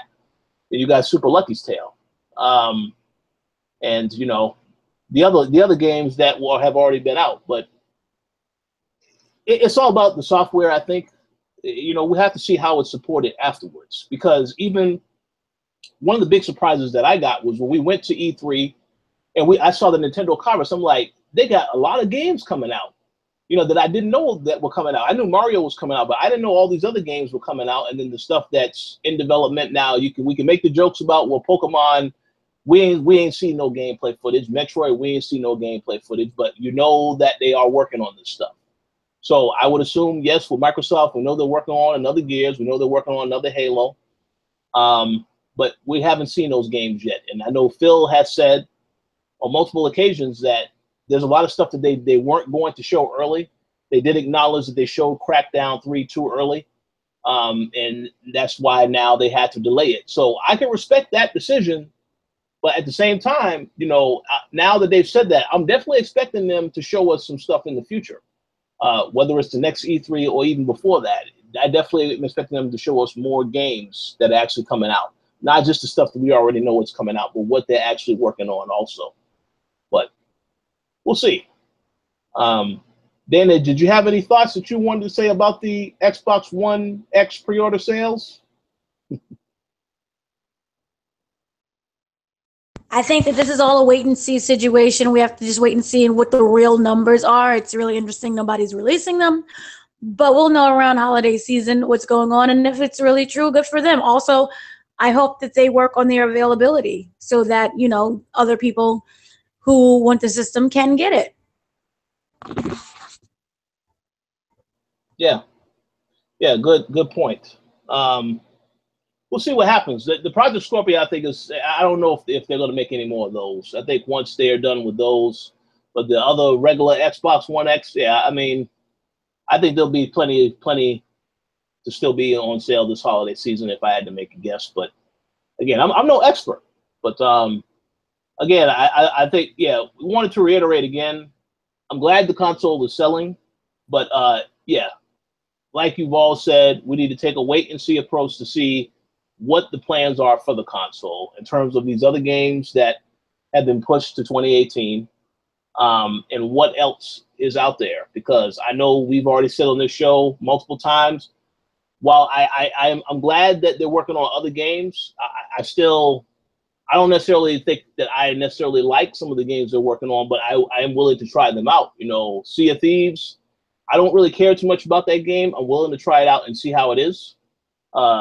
State of Decay 2, another one where it looks a lot like the other State of Decay, the first game, but with obviously like maybe a 1.5 version, but it could still be good. I mean, I'm willing to try out these games and see how they are, but that's just the whole point about knowing when they're actually coming. And they said 2018, so we'll see what happens with that. But glad that the software is selling. I mean, the hardware is selling. So we'll see what happens with the software next. But that's all I was going to say. Any other final thoughts on this particular topic or anything else before we wrap up the show? No, I got nothing more to add. Yeah, I think I'm good too. Awesome. So we wanted to thank you all for checking out this week's episode of the Co-op Podcast.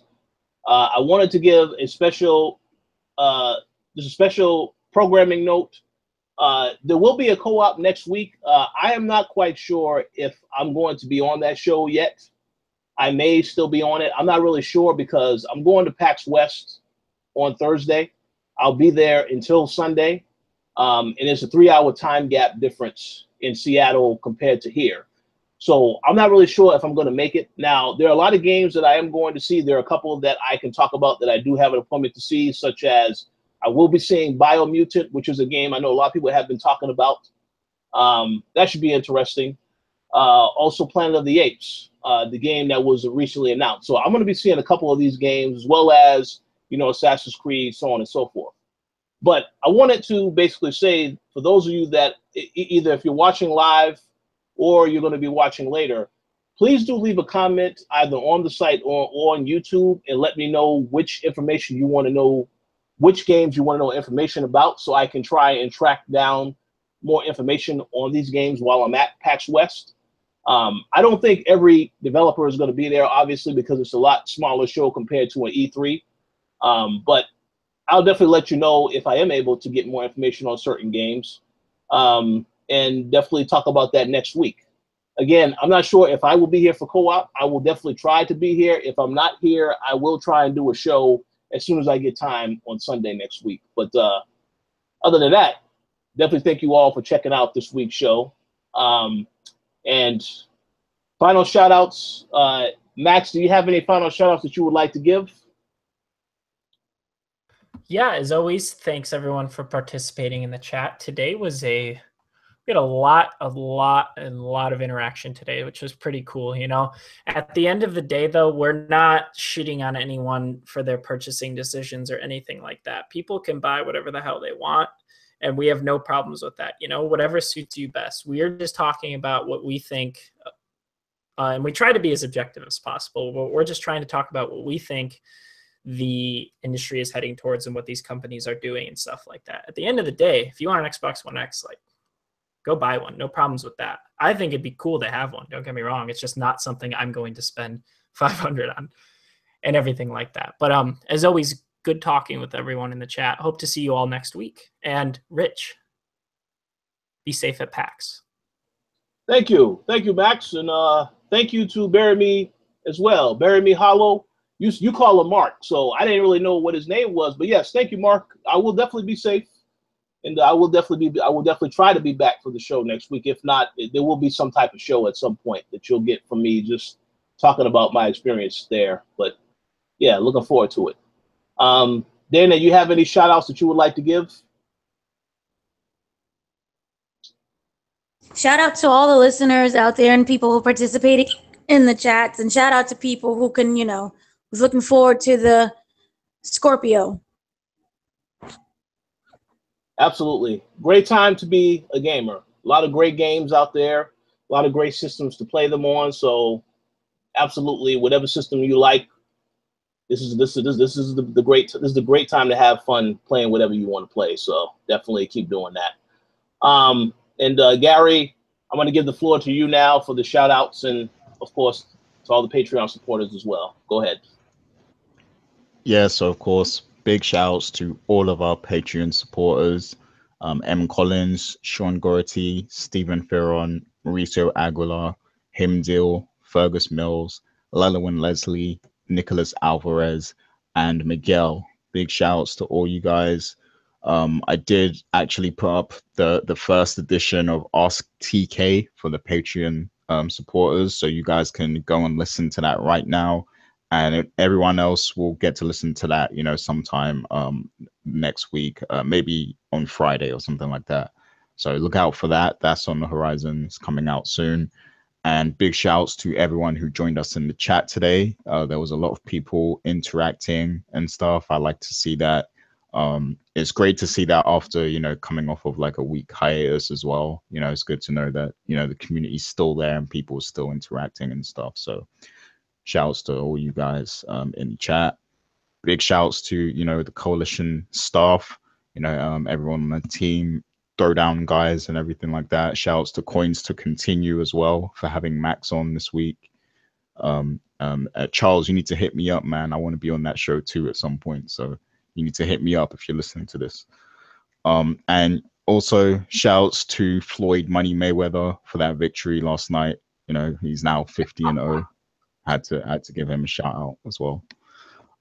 But yeah, that's pretty much it for this week. What's up, Dana? I see you unmuted your mic. 51-0. That Big Show match counted. Oh, that counted? Okay. I didn't know. Money. I didn't know WWE counts to your official record, but that's cool. Well, if you're gonna fight an MMA, then you can fight a wrestler. It counts. 51-0. But it is scripted though. So is UFC. Ooh. Oh, wow. That's a discussion for another day. But yeah, that's interesting. But yeah, shouts to all you guys, all the listeners and everything. And thank you for joining us today. Back to you, Rich. Absolutely. And I also will say a quick shout out to Mr. Floyd Mayweather. No, I was never paid and endorsed to talk about the match, but yeah, good. Congrats. And last thing, if you are a Game of Thrones fan, make sure you watch tonight because you already know it's the season finale. So definitely check that out. So that's it for this week's show. Have a great, safe week ahead, and we will talk to you all next weekend.